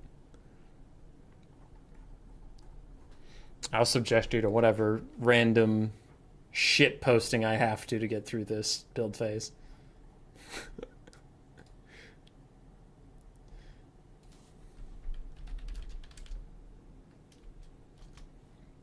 Looks like Umbrella's still trying to get the picks out of the contenders right now. What up, dog? How you doing? That was hilarious? Yeah, it is great. I'm actually rewatching Samurai Jack right now because I'm watching... as a person, really only like to watch shows that are done with at least a season. Like, even if the show has another season coming, I'll watch a whole season. But I really don't like to start shows that aren't done with their season. I somehow got into 3 shows accidentally that aren't done with their season. So I'm trying to give them a little bit of time, but I don't want to start a 4th show. So I went and I'm rewatching Samurai Jack because I watched it like when I was a kid. And then when they released the new final, I watched that when it came out. So now I'm watching them all together while I also wait for these shows to just hurry up and come out. So every time the actual intro to that show, which is a banger, by the way, every time the actual intro starts, I always think of that thing. What was the samurai wielding? Shape-shifting master of darkness, Loopy. Long ago in the distant land, I, Aku, shape-shifting master of darkness, unleashed an unspeakable evil. I forget the next part, and then it's until a foolish samurai warrior came to oppose me. Before the final blow was struck, I threw open a portal in time and cast him into the future, where my rule is law. Now he seeks to return to the past and undo the future that is Aku. I know most of it. The only I miss a little bit in the middle. Something coconut. All right, the picks are for Sabris Regnum, Dwarves, Skaven, and Dark Elves versus Empire, VP, and Khorne. Tretch not pulling out Dark Elves in the final. Interesting. So we have Dwarves versus Empire, Skaven versus Vampire Coast, and Dark Elves versus Khorne. Sabris Regnum got... oh my god, he got 3 favored matchups in a row. 3 favored matchups in a row. Dwarves Empire, Skaven VP, Dark Elves Khorne. The only one is maybe Skaven VP is even, but I would consider it Skaven favored. The other 2... are really bad. The other 2 are really fucking bad. Oh my god. Oh, that is awful. That is the worst thing I've ever seen. And I've seen an unspeakable coconut.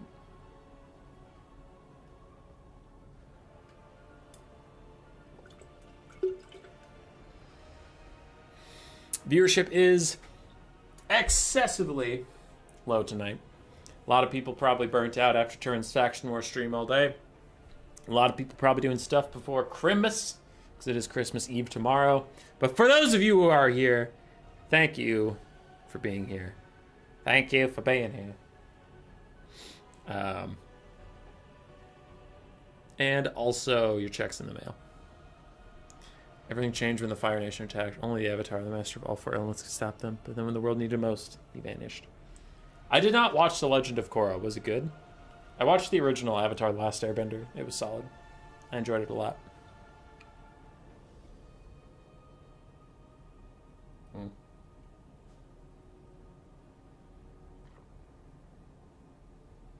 One second.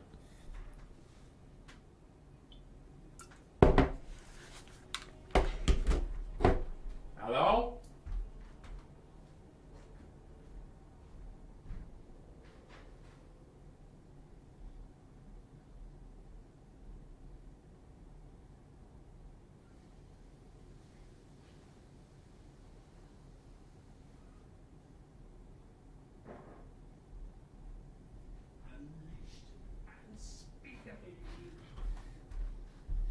I didn't find anybody in my house. I'm not going to die. Korra was decent, but on the level of the Last Airbender? Poop. Will victory by only picking dwarves the entire tournament be achieved? Also, Korra is hot garbage. That decreases the setting established by Avatar. Alright, conflicting opinions here. We're into the game! Oh no! It's the Sabrus Regnum Classic. It's the fucking Hero Squad. I hate this Hero Squad. Felix, Gotrek, and Thoric Ironbrow. Felix to heal them up, Gotrek for the anti-large, if he needs it, and then Thoric for the army-wide buffs, and, fuckery. Oh, also he gives the Blob Perfect Vigor now, making Felix harder to route. Oof. And I said it. Oof, oof, oof, oof, oof. Hummus Boy will be dead. Hey! Hey! Don't kill me. That's not nice. Unspeakable evil. Our subscriber count is slowly growing. Let's go. It slowed to an absolute halt for a while there, so the recent growth has been nice. It's been creeping up. 3,787. Let's go. Let's fucking go. Empire versus Dwarves. We do have Tretch with the Sunmaker. We do have a whole bunch of great swords, flagellants, more great swords, 2 Outriders, grenade launchers. We do have the Silver Bullets, handgunners, ROR plus Sterling's Revenge. ROR, Free Company Militia. We have some Reichsguard, Marcus Wolfhart with Net, and that is it. And then we have a Grey Wizard with Pit of Shades. For the Dwarves, we have 5 Rangers, 5 Miners with Blasted Charges, 3 Slayers, Thoric, Ironbrow, Gotrek, Felix, and 2 Gyrocopters, both with Brimstone guns.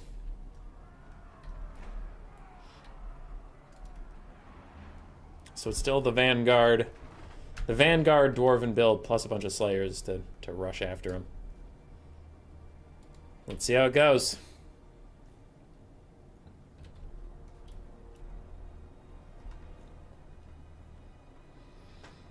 Let's see how it goes. Who do you think will win? Empire or the other guy?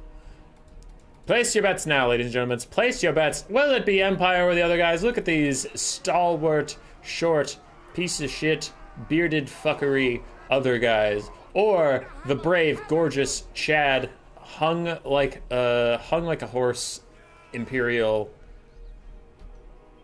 floofers. It's been a long day. Don't judge me.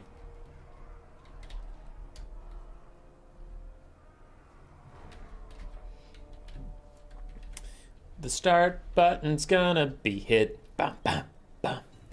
This shit's gonna be lit. Bum, bum, bum. Blasting charges gonna kill the great swords instantly. Bum, bum, bum, bum, bum. Tretch will be sad. Bum, bum. Chad'll be mad. Bum, bum. I'm gonna be happy 'cause it's over. I don't have to cast this shitty game anymore. I'm a Fortnite streamer now. Fuck you. Okay, no, I'm kidding. I'm kidding. It's not a shitty game. Calm down. All right. Great Swords charging in. Miner's Blast charges trying to mount up, but it looks like they did not have attack orders fast enough. The Empire changed directions on them too quickly. Too willy. Too nilly. And the miners did not get off a full blast before the great swords were upon them. Marcus Wolfhard throws out a net onto both the gyrocopters and all these miners with blasting charges. That's interesting. And the silver bullets and Free Company militia in the woods are going to get a crossfire. Sideways shots into the gyrocopters. Do they do massive damage or do they do no damage? It's one or the other, apparently. I don't really know why. Outriders grenade launchers trying to find a home. Oh, huge Sunmaker volley. This could be a miscalculation from the dwarves deploying so far up. Oh my goodness. Great swords cutting through the miners before they got a chance to really throw anything. Rangers now in dangers as flagellants and everything piles into them. Reiksguard coming from the trees. Never mind, these are Outriders grenade launchers. That is my bad. I fucked that up. That's on me. All right. The armor-piercing missiles are trying to fire from the trees. They're just having a really hard time of doing so. Meanwhile, the gyrocopters just going to melee with the Sunmaker to stop them from shooting. That's honestly probably the right play to do there. Marcus Wolfhardt's trying to peel them off with some arrows. It's not really working out, and these Free Company militia plus the silver bullets aren't in range to do anything about it. Now Slayer's streaking straight in here, going to kill off the silver bullets. Quick as a whistle. That'll be a huge value trade for the dwarves. Right now, Tretch is ahead. The Empire is currently winning, but I think that could all change as these Slayers get involved. Now, these Slayers specifically have taken a lot of damage from the flagellants and I assume a grenade volley, but it might not be enough. Reiksguard come back into melee to try and peel off the Sunmaker, which they do. Now the Sunmaker is back online. It can fire again. Probably here, probably there. Maybe there? Don't know where it's going to fire. It's going to fire over there. Oh, that is a clumped up Ranger. Give it. Give it. Give it. Shoot. Do it. Shoot at this clump. Please. Please. Shoot the clump. I want to see it. We all want to see it. Reiksguard move. God damn it. All right, Pit of Shades and Great Swords are going to deal with it. Now you shoot!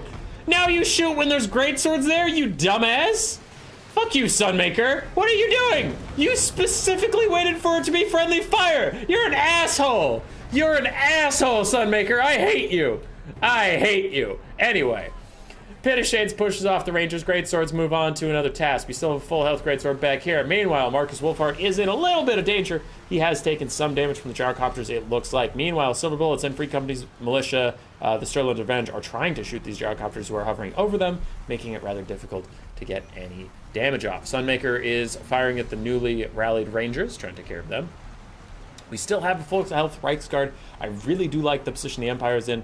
These Outriders grenade launchers took a lot of damage, but they need to back off. They need to stop getting caught in the lake, and they can just chuck grenades from a distance and be fine. Gyrocopters. I almost said gyros with blasting choppers. Gyros with blasting choppers dive in on the Sunmaker, trying to do damage in melee, but again, failing to do so, and Reiksguard will just rear charge them, get rid of them over there. The other gyros are pushed off. Balance of power is still dead even, but I really feel like the dwarves are in trouble. Rune of Speed casting everybody, but a follow-up net will make them feel silly as Sterling's Revenge and the Silver Bullets are all going to shoot Gotrek in the face. Is this the ending you saw in your book, you dumbass? Felix's thing, the poem about your death is going to be pincushion full of lead. Look at him go! Look at him getting shot in the face like a stupid little dwarf asshole. I'm feeling saucy tonight. I'm sorry about that. There's nothing wrong with dwarves. It's just fun. It's just fun. It's all in good fun, everyone. Calm down. Reiksguard are nearby. They probably want to charge downhill into these miners and slayers and all this stuff. And one, get a nice downhill charge, and two, save Sterling's Revenge. Marcus Wolfhard also needs to fuck off for a little bit. He needs to back up. Great Sword's chasing off some stuff, but Tretch is doing really, really well so far.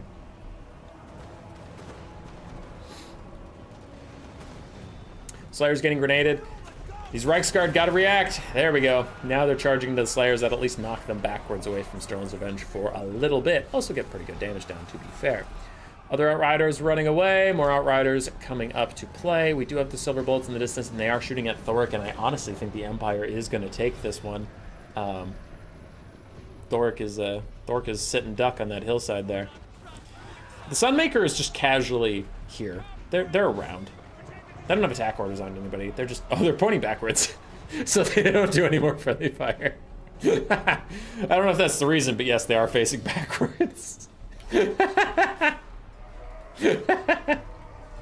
All right, Marcus, the Silver Bullets, the Sterling's Revenge. Everybody's just crossfiring the hero squad. A quick little Rune of Wrath and Ruin. I wonder if it's overcast. I don't know. I don't know if that was overcast or not, but it did a good amount of damage. Empire's ahead on the balance of power. It does not look like the Dowie Vanguard ended up being the move.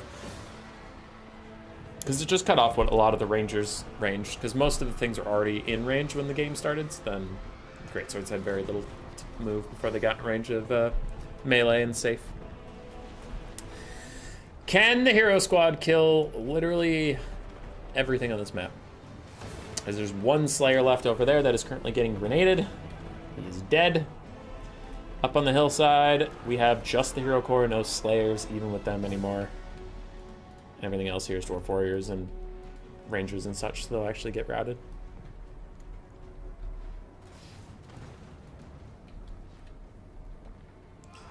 There's plenty of range left, you guys. Ooh, and Thoric. Thoric's not feeling it. He's not feeling the love.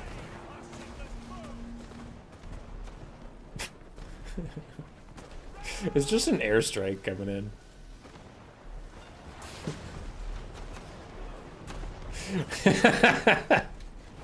That's fucking D-Day for these poor dwarves.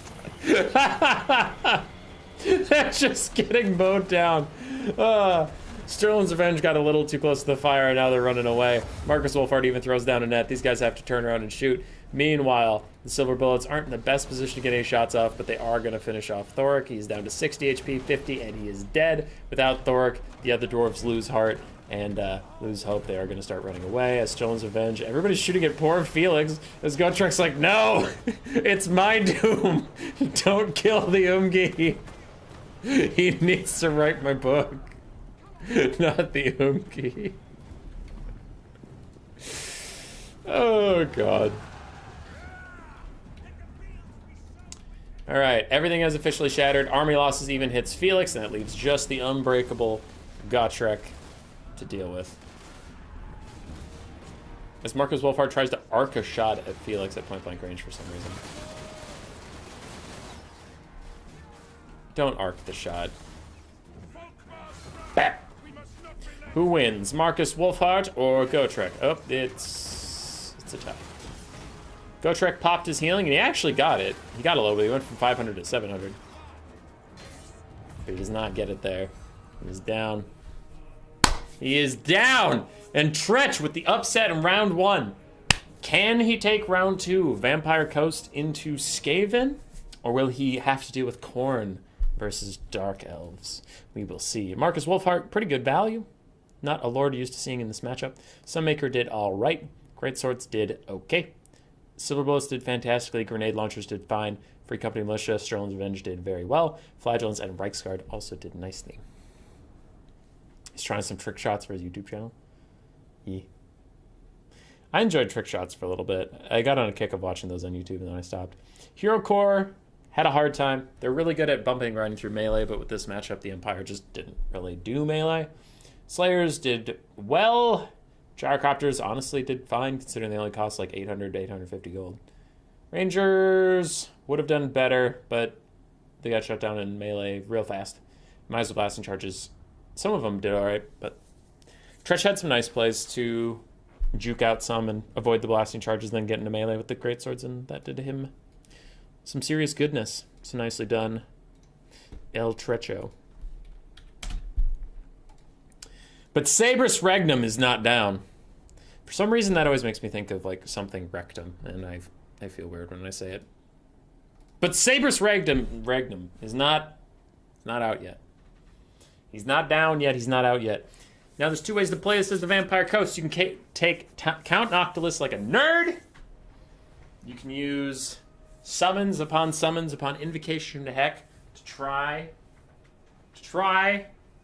and get yourself out of a bad situation. You think zombies can maybe stop Skaven from throwing things at you. But Skaven are always going to throw things at you, my friend. They will always throw things. Pebbles, poison wind, feces, bullets, spears, men, wave after wave of men.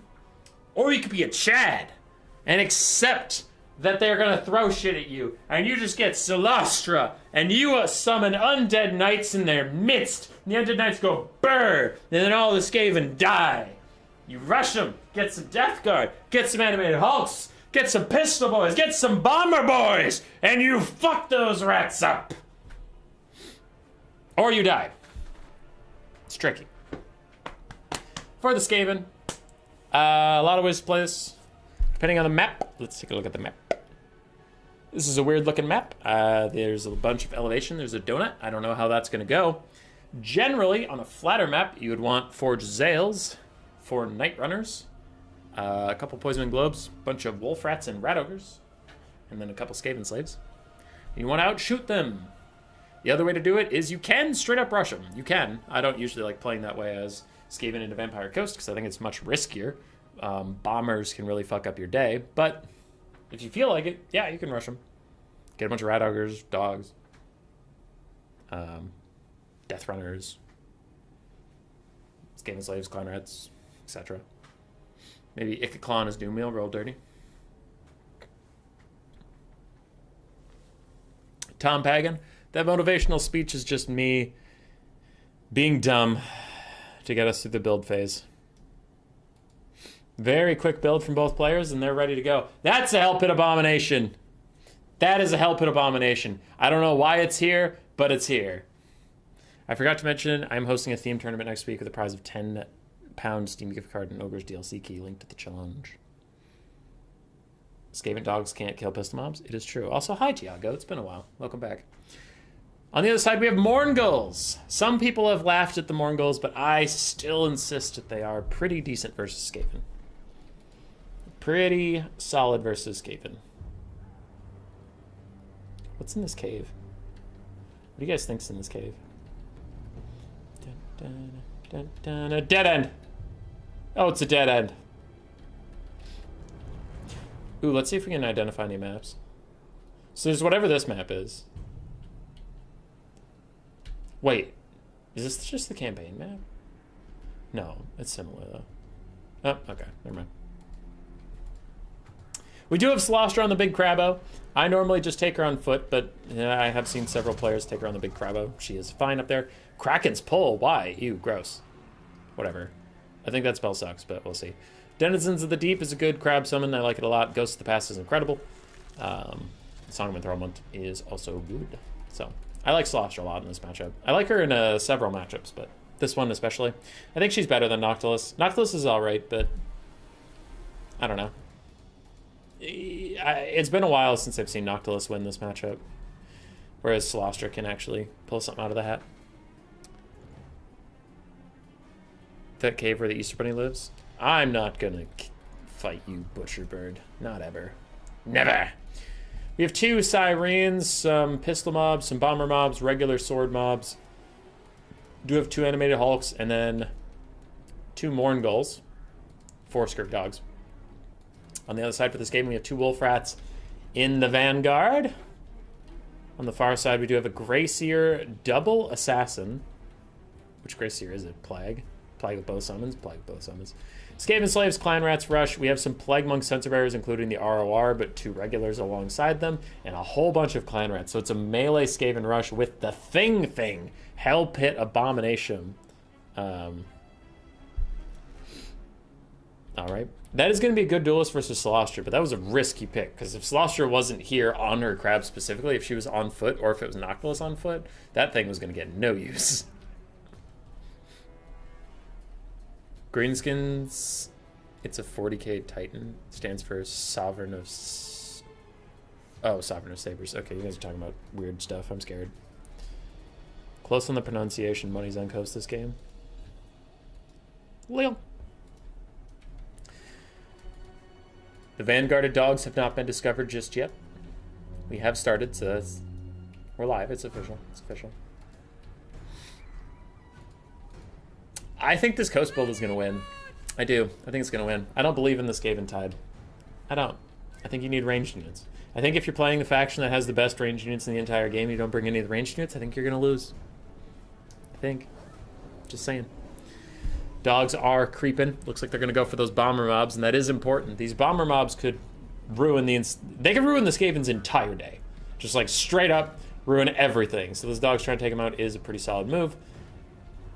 I'm also a little worried about these Sirens because of the triple sensor barrier that'll wreck them, but also the dogs are magic damage. So I think these Sirens are going to be a bit of a liability. Little lag spike. Tretch spots the dogs coming in. His animated hulks are going to charge them. And these are wolf rats. They will rout if you look at them wrong. And these animated hulks, they be looking mighty disrespectfully right now at them dogs. So those dogs are going to rout any day now. Brett is the best range faction. Lies and slander. It's my boys, the Skaven. Anyway, I don't know what's at the sudden lag spike. Game 1 was fine. Oh, we struggling. Oh, we riding the struggy bus all the way to the train station. Wolf rats. Wolf rats. These ones are running.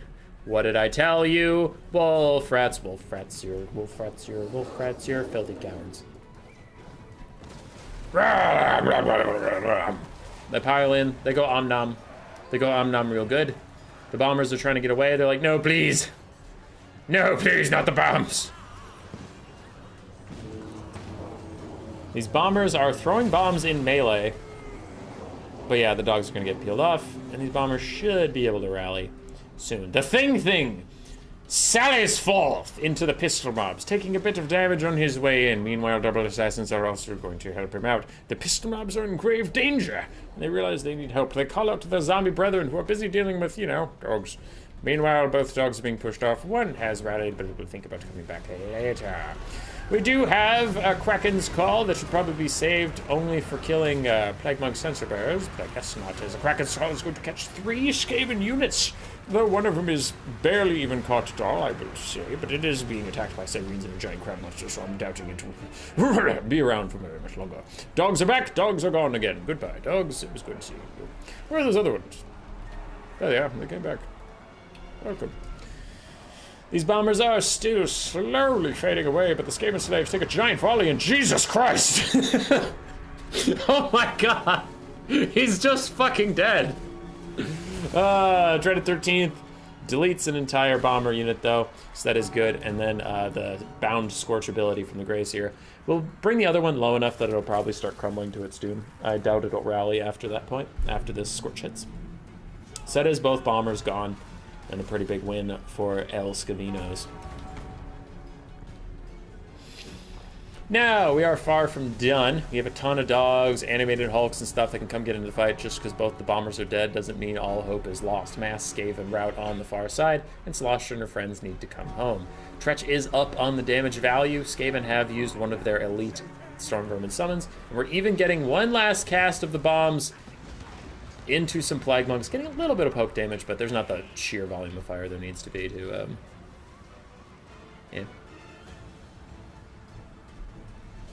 do any really good damage. Dogs are running around doing some solid work, and Sirens, yep, this is exactly what we're worried about. Sirens are fighting Plague Monk sensor bearers at the moment, and you can see that's not going well for them at all. At all. But Mourngulls are here now. Mourngulls could turn around, and pistol mobs, it looks like they're trying to help out, but they don't really have the arc of fire to do so. Those Skaven slaves? Yeah, they're Skaven slave spears. Those pistols will be fine. Krabby Stabby and her pack of degenerate fools is now in here, trying to help out, but a rival high talisman is slowing her down, plus Assassin's Trophy giving her 0 melee attack, which does have some bonus versus infantry she's trying to lever. Now, Mourngulls and dogs probably need to come over and help out while the pistol mob can shoot the thing. Solostra does not want to stay in combat with the thing, because the thing is specifically trying to thing her thing, if you know what I mean. She doesn't want that. She doesn't want that at all. She needs to get away from him. There's no healing on the map either. She's undead, so she could get healed, but there's no vampire master. So her health is a precious, precious commodity. She's not backing off. It looks like she's summoning... Is that the Damn Knights Errant? If the Damn Knights Errant is getting summoned right there, that could be problematic. No, it's Erotic Prometheans. Okay, that's fine. The Damn Knights Errant, you want to summon them somewhere where they can actually get, like, a charge off, not, you know, the middle of this blob. Plague Monk Censer Bearers did finish off the Sirens, you can see, because the Sirens aren't here anymore. So it's a little rough for them. Meanwhile, these other Censer Bearers are fighting dogs and deckhands mobs. That is the Undead Knights. There they are. Undead Knights are here. Dogs are here. We could get some nice rear charges on the blob. Maybe try and get rid of the Censer Bearers or something. Stormvermin with Halberds is fading away now. Goodbye, Stormvermin with Halberds. And a big rear charge from the Bretonnian Knights onto the Blightscab's Peg Pack. Should do decent damage, though. It probably won't shock their leadership enough to actually get rid of them. Morngulls and Pistols doing their best. But I wonder if the coast can really take out all these units. Animated Hulks need to come back over here. And this pistol mob has just been vibing. They need to do something. I guess they're running from these Skaven slaves now, but the dogs should be able to kill off those Skaven slaves. The pistols need to come over here and shoot at the Gracier or the Hellpit Abomination. The bell gong is awesome. The sound effects on it are great. So this charge on the Blightscab's Plague Pack is doing quite well. Meanwhile, more dogs and Morngulls are committing to fight on the other Censer Bearers as pistols try to shoot them over the Skaven slaves that are currently mucking them up. But it looks like it's been a tough time for the coast. This could be a huge moment.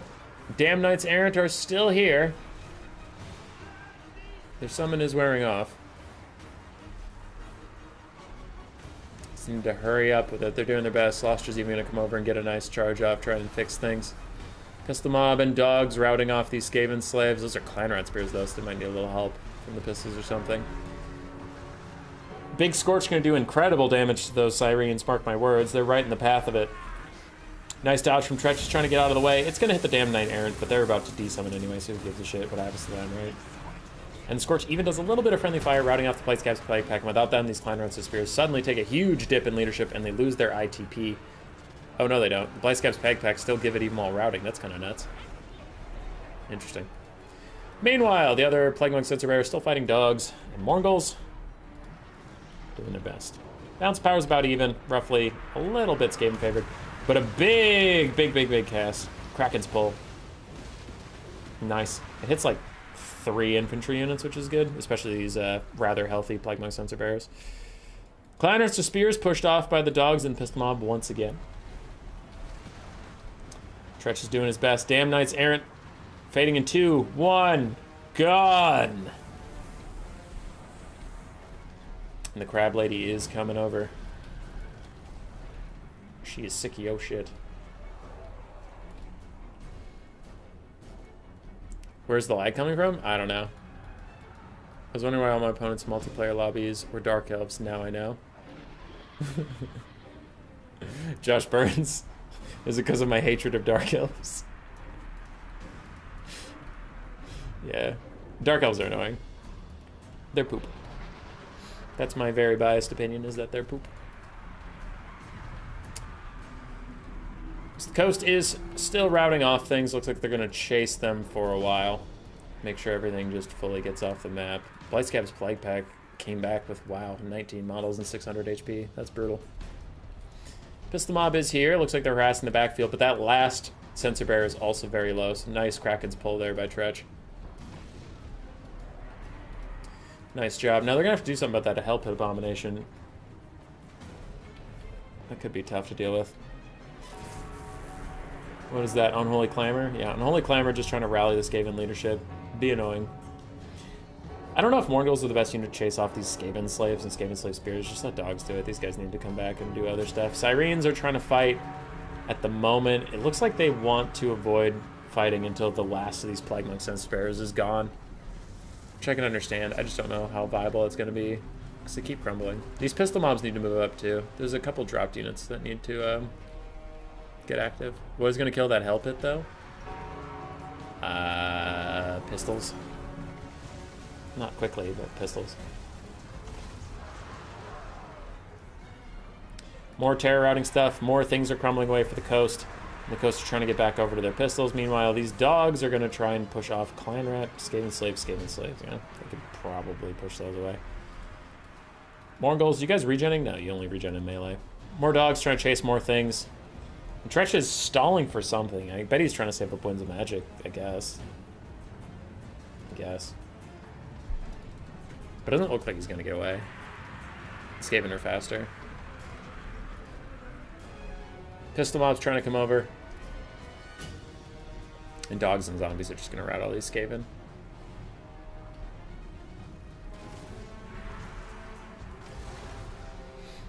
Pistols are shooting? No. Shooting something else. They're shooting their own animated hulks? Wow, the animated hulks are... they're already crumbling. What the hell? He probably has one more Dreaded 13th. Probably. Yeah, Slaughter finally decides to just take the fight because she's getting poked in the back the whole time. It looks like she probably has another Kraken's Pull is what she was waiting for, I'm guessing. No, it's going to be a Rotting Promethean summon for a full surround. Okay. These guys are trying to shoot, but a Dreaded 13th is going to instantly delete the pistols off the map. These dogs are chasing off a bunch of randos, but they need to come back and cycle charge over here.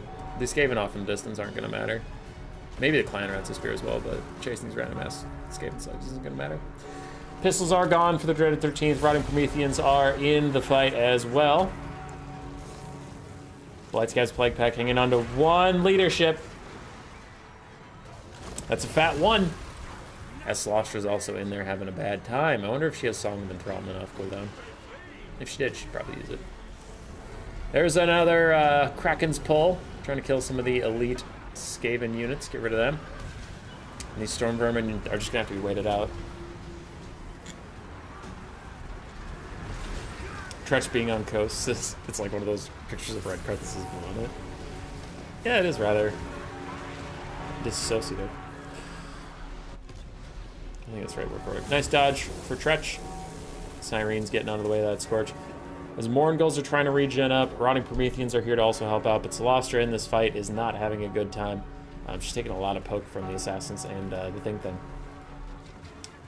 Clan Rats summon and a Storm Vermin Halberd summon, both here, both holding down the fort. There's two Vermintides left, and judging, yeah, he has tons of Winds of Magic, so he only has one more Vermintide summon left after that one. No, he has two more left after that one. It already counted that one against them. Okay. So there's a lot more Skaven to come. Balance power shifts pretty heavily in their favor, and I would tend to agree. The Thing is going to be able to just grind through this forever. Forever. Looks like the Storm Vermin Halberds faded away.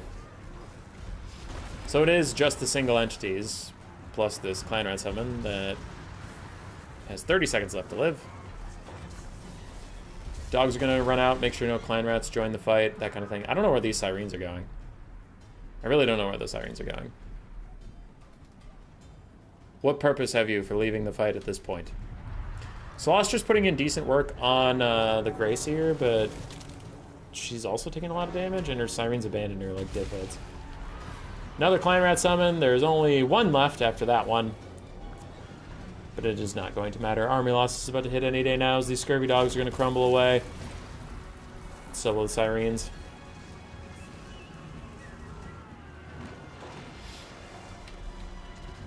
I thought both matches would go the other way, but here we are. Here we are indeed. Can Khorne beat the Dark Elves? And Tretch is not the one using the Dark Elves this time. It's Cerberus.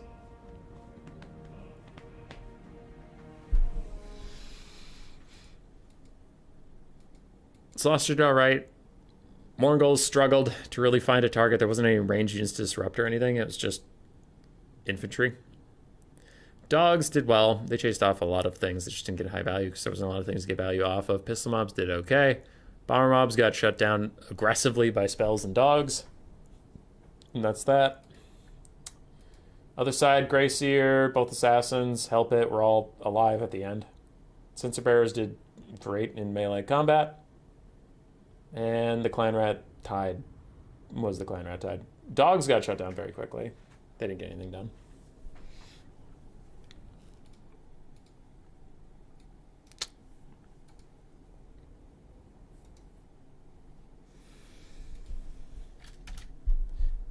GG.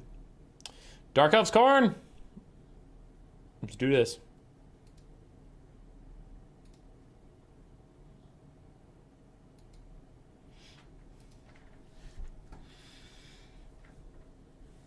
Can Khorne overcome? He is not... Khorne's not a useless faction in land battles, but they are lower tier. Right? They have their issues. We all know it. The main problem is you have a lower tier faction, Khorne, fighting a higher tier faction, Dark Elves. And I think even if they were balanced to be the same, I think Dark Elves would still be favored in this matchup just because they have a lot of things going for them, right? You have good magics versus Khorne, lots of armor piercing or, you know, Spirit Leech if you want it. What armor piercing spells? You have good Lord options, you have good flying options in case you want to contest the air and then from the skies use like the Raven's Herald or Dragon Breath attacks or stuff. Like, you can beat Khorne in the air probably if you take some Manticores, some Harpies, Malekith, etc. So that's good for you. You have armor-piercing skirmish cav, you have armor-piercing skirmish chariots, you have armor-piercing anti-large knights, you have cheap light cav, you have armor-piercing archers, you have armor-piercing infantry if you wanted to go for Blackguard or Hargoneth Executioners. You have a strong stalwart frontline and dread spears and bleak swords. Like, it's tough. It is very tough. Dark Elves have a lot of things to deal with Khorne. For Khorne, you have armored heavy cav that gets destroyed by Scourge Runner chariots, just absolutely murdered. In the top 5 units in the game video, when I was showing how good Scourge Runner chariots are, they were fucking up the Knights of the Brazen Throne. They killed them in like 3 volleys from 3 Scourge Runners, so 9 total volleys. But they like completely killed them in 3 concentrated volleys. It was fucked. So like your heavy cav is going to be worthless against Scourge Runners. Minotaurs can be all right. It's probably going to be your only way to really do this. Elite infantry spam, you're going to get kited and cycle charged by chariots and breath attack by Malekith. Like, just pure infantry isn't going to be the way to go. I can maybe see like infantry and dogs being okay, but you're probably just gonna have to go with the Mino bus and hope for the best. Though Scourge Runners are also gonna make the Mino bus suffer. So I just don't know, man.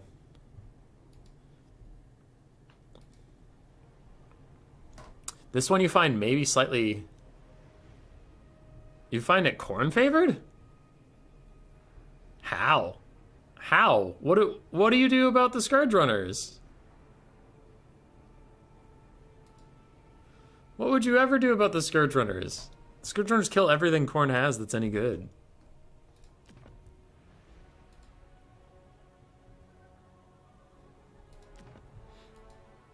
I think you're being silly.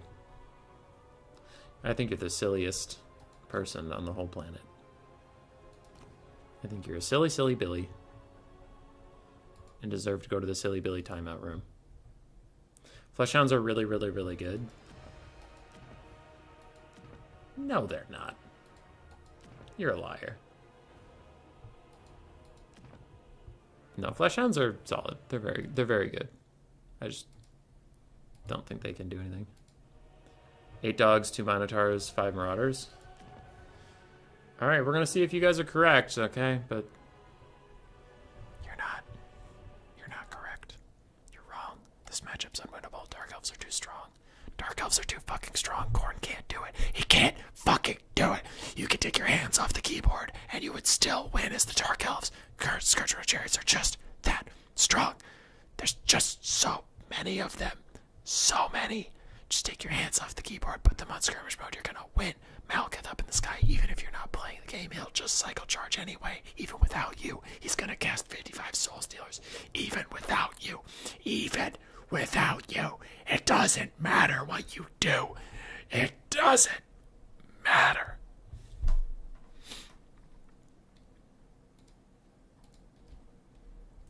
And Scarbrand, I think it is Dark Elf favored. Cool Umbrella. Good.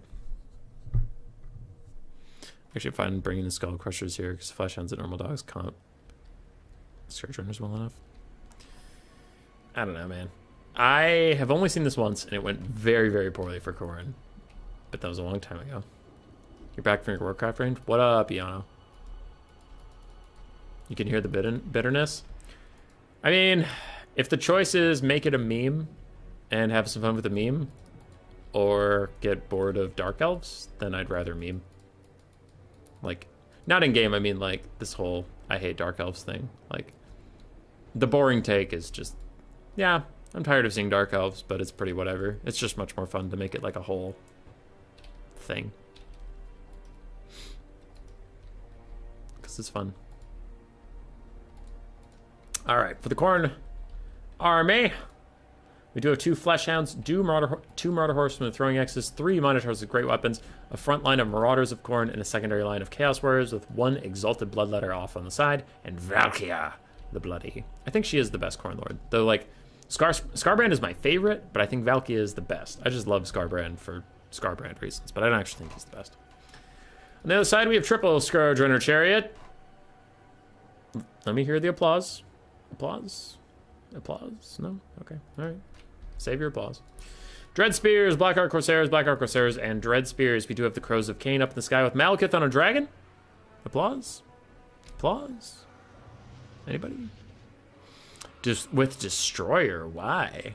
It decreases spell resist, but why? Who gives a shit about spell resist? Soul Stealer doesn't even do that much damage. It's mostly about the heal. I mean, it does, like, some damage. It does significant damage against low health targets, but nothing on Khorne. I don't know. I think Destroyer's trash. So, I very highly question the Destroyer pick, but Malekith and his dragons, great. Crows of Cain, Raven's Herald, Repeater Crossbow, Dark Rider ROR, giving them flight. I used to like them a lot. Warhammer 2 and Warhammer 3, I haven't honestly played with them too much, so I don't know if they are good or bad, but I used to like them. And then a Dark Rider Repeater Crossbow on the ground. You like Skarbrand or Rampage Malekith? And it's fun. I don't like Skarbrand getting shot by Scourge Runners. Cool Umbrella. My first thought about why this map isn't used is one army spawns on a gigantic fucking hill and the other army has to run uphill, so that feels an unfair advantage for the army on top of the hill for like a competitive format. The other maps we've had have been pretty fine, but this one I would veto in the future.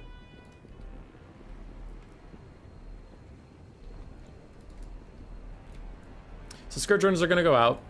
Now Tretch is going to try and keep his Minotaurs away from the Scourge Runners till they're out of ammo, or he sees an opportunity to charge into melee without the Scourge Runners harassing him.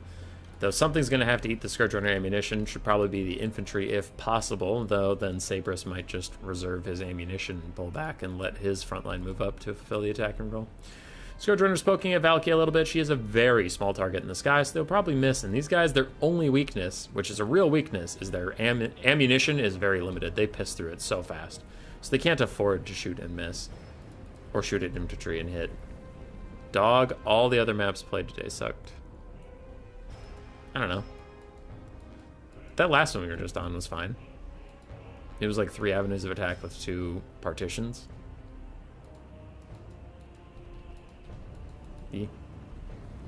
The worst Warhammer 2 quick battle had to offer. Umbrella's just trying out some new stuff. Also, it's more of a casual tournament format with blind picks and such, so I think he's just doing what he wanted to do. Scourge Runner Chariots firing into the skirmish cav, getting pretty good damage out. Now they're going to pull away as the dogs come to threaten them. But this does leave these Minotaurs completely uninhibited, because all 3 Scourge Runner Chariots are way, way over here, so they're safe.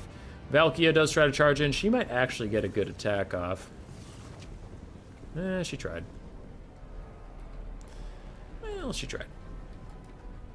Okay, I wonder what the Raven's Herald and these other Dark Riders are going to do. We'll see, but these Minotaurs are going to do some serious work as long as the Scourge Runners are occupied.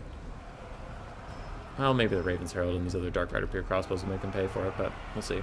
Big blob forming. I sense a Soul Stealer coming soon. Though Malekith doesn't need the healing, so Artisan might hold it. He might. Yeah, because it doesn't do like crazy damage, so he might just want to save it for the other thing. No, he's going for it. He's going to hit 2 Skirmish Cav and the dogs, it looks like. Yeah, he hits all 3 of those units with it. All right. Meanwhile, the Raven's Herald are also counter-firing. Scourge Runner Chariots now shooting at these Minotaurs in the trees. They have stopped advancing. They just want to use the trees for cover for a little bit. But Tretch, you can see immediately pulled... sorry, not Tretch. Sabrus pulled his Scourge Runners back into the middle to just threaten the Minotaurs of Khorne if they ever want to come play, that they're going to be in range of the Scourge Runners. Fleshhounds of Khorne trying to charge the Scourge Runners. They're taking a ton of damage for it, and the Crows of Cain are even going to get a counter charge on them. We'll see how much damage the Scourge Runners actually take in the melee combat, if any at all. Now, we do have both the Skirmish Cav of Khorne are very, very damaged. Though the Minotaurs on impact with the Black Ark Corsairs just completely destroy them. Let's see a good Minotaur charge on this side, huh? Bop, bop, bop, bop. And it was a limp charge. You can never tell which is going to be which. Ooh, Dark Rider Peter Crossbows, full ammunition, caught in melee with the Minotaurs. They are going to take a lot of damage here. But Fleshhounds of Khorne trying to get peeled off by the Crows of Khane. They aren't quite getting the damage they wanted on the Scourge Runner Chariots. And you can see this is exactly what we were worried about. Minotaurs just getting shredded by the Scourge Runner Chariots. Oh, it's brutal. It's so brutal. Oh, you hate to see it. Minotaurs are pushed off, pushed away. Crows of Khane dealing with the Fleshhounds. Fleshhounds are also going to start crumbling soon, and once demonic units start crumbling, they don't stop. Goodbye, Fleshhounds. Goodbye. Other Fleshhounds are going to try and catch Scourge Runner Chariots, but Scourge Runners are just going to roll away and shoot behind them as they go. One Minotaur of Khorne has been pushed off. The other one is butchering some Black Ark Corsairs. Both of them are. They are just slapping those fools. I guess they aren't actually even getting the kills. It might be these Chaos Warriors. Something is. Malekith's trying to do a deal with Valkia. Looks like she fought him as long as she had Demon Shield up. No, she doesn't even have Demon Shield. She also doesn't have her Slaupnir, the spear thing. Scourge Runner's still at 12 models between the three of them, which is full damage capacity. Black Ark Corsairs and the Crows of Khane. Gonna try and kill these Fleshhounds. Malekith's just following this lady, and Dark Rider Pure Crossbows are going to chase the Minotaurs off. Good for them. Get their little petty revenge after they got kind of eviscerated. How are we doing elsewhere? Dark Elves are ahead of the balance of power, and I tend to agree. Minotaurs are now getting shot by more Scourge Runner Chariots. And even the Raven's Herald are getting in on some of the fun. Where are those Exalted Bloodletters? There they are, full HP. That could be a problem in the late game, maybe. Unless Malekith gets like some nuts breath attacks. Or I suppose Scourge Runner Chariots can just cycle charge them. Yeah. It's all about killing the Minotaurs. If they kill them, this game is won for the Dark Elves, because then the Scourge Runners can infinitely cycle charge all of the infantry to death, and Valky's the only thing that can try to stop them, and Malekith can deal with her easy enough. Quick little gaze, Malekith does equal damage to both sides, honestly. So that was a moot point, but oh well, damage is damage. Soul Stealer hits these Chaos Warriors. Yep, Chaos Warriors and the Minotaurs. A little bit more damage there as this second Minotaur unit is about to be pushed off entirely. There they go. The Scourge Runners running danger low on ammo. Ooh, except for that one. That one has 10 volleys left. So they should focus all of their remaining volleys on the other Minotaurs. Looks like they're currently shooting at the ones that are already routing. And those Minotaurs are back, baby! 4 of them. 1 leadership. It's 3 more leadership than you need. Scourge Runners running really low on ammo. They need to stop shooting at the already routing Minotaurs. Need to. Because there's these very healthy 16 model Minotaurs that need their attention. I don't know what they're shooting at this point, but 0 ammunition, 1 ammunition, and still 10s. That last Scourge Runner is going to have to get a lot more active. I don't know what these guys are shooting at. Looks like they are now turning to shoot at the big Minotaurs. Ooh, yeah, okay, because Malekith's stuck.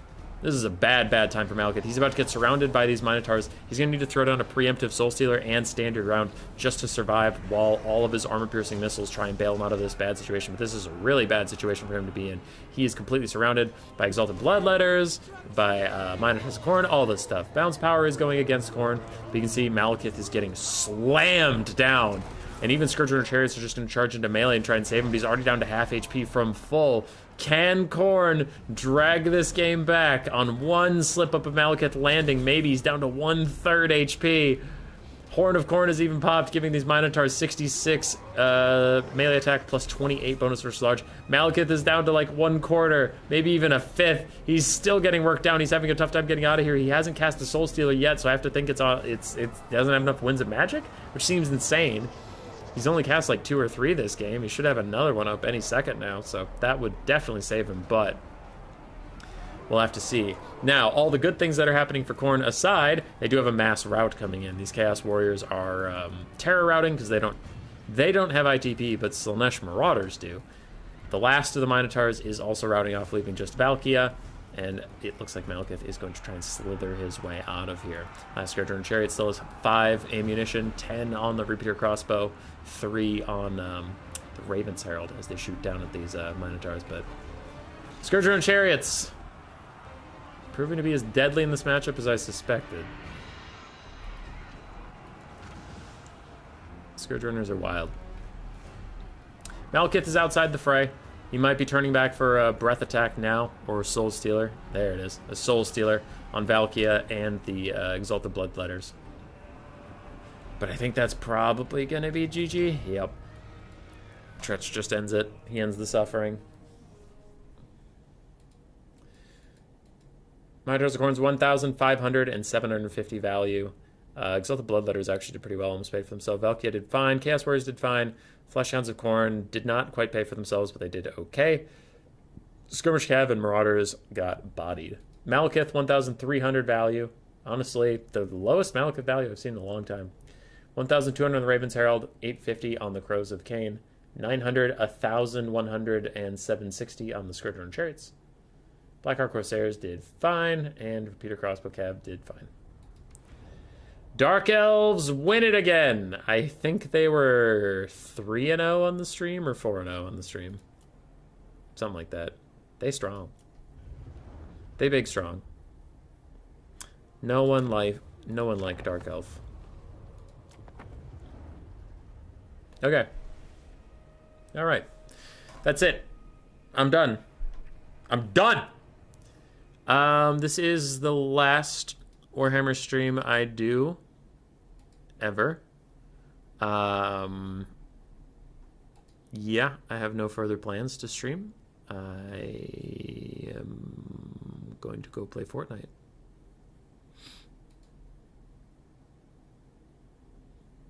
Yeah. Yeah. Yeah. Yeah.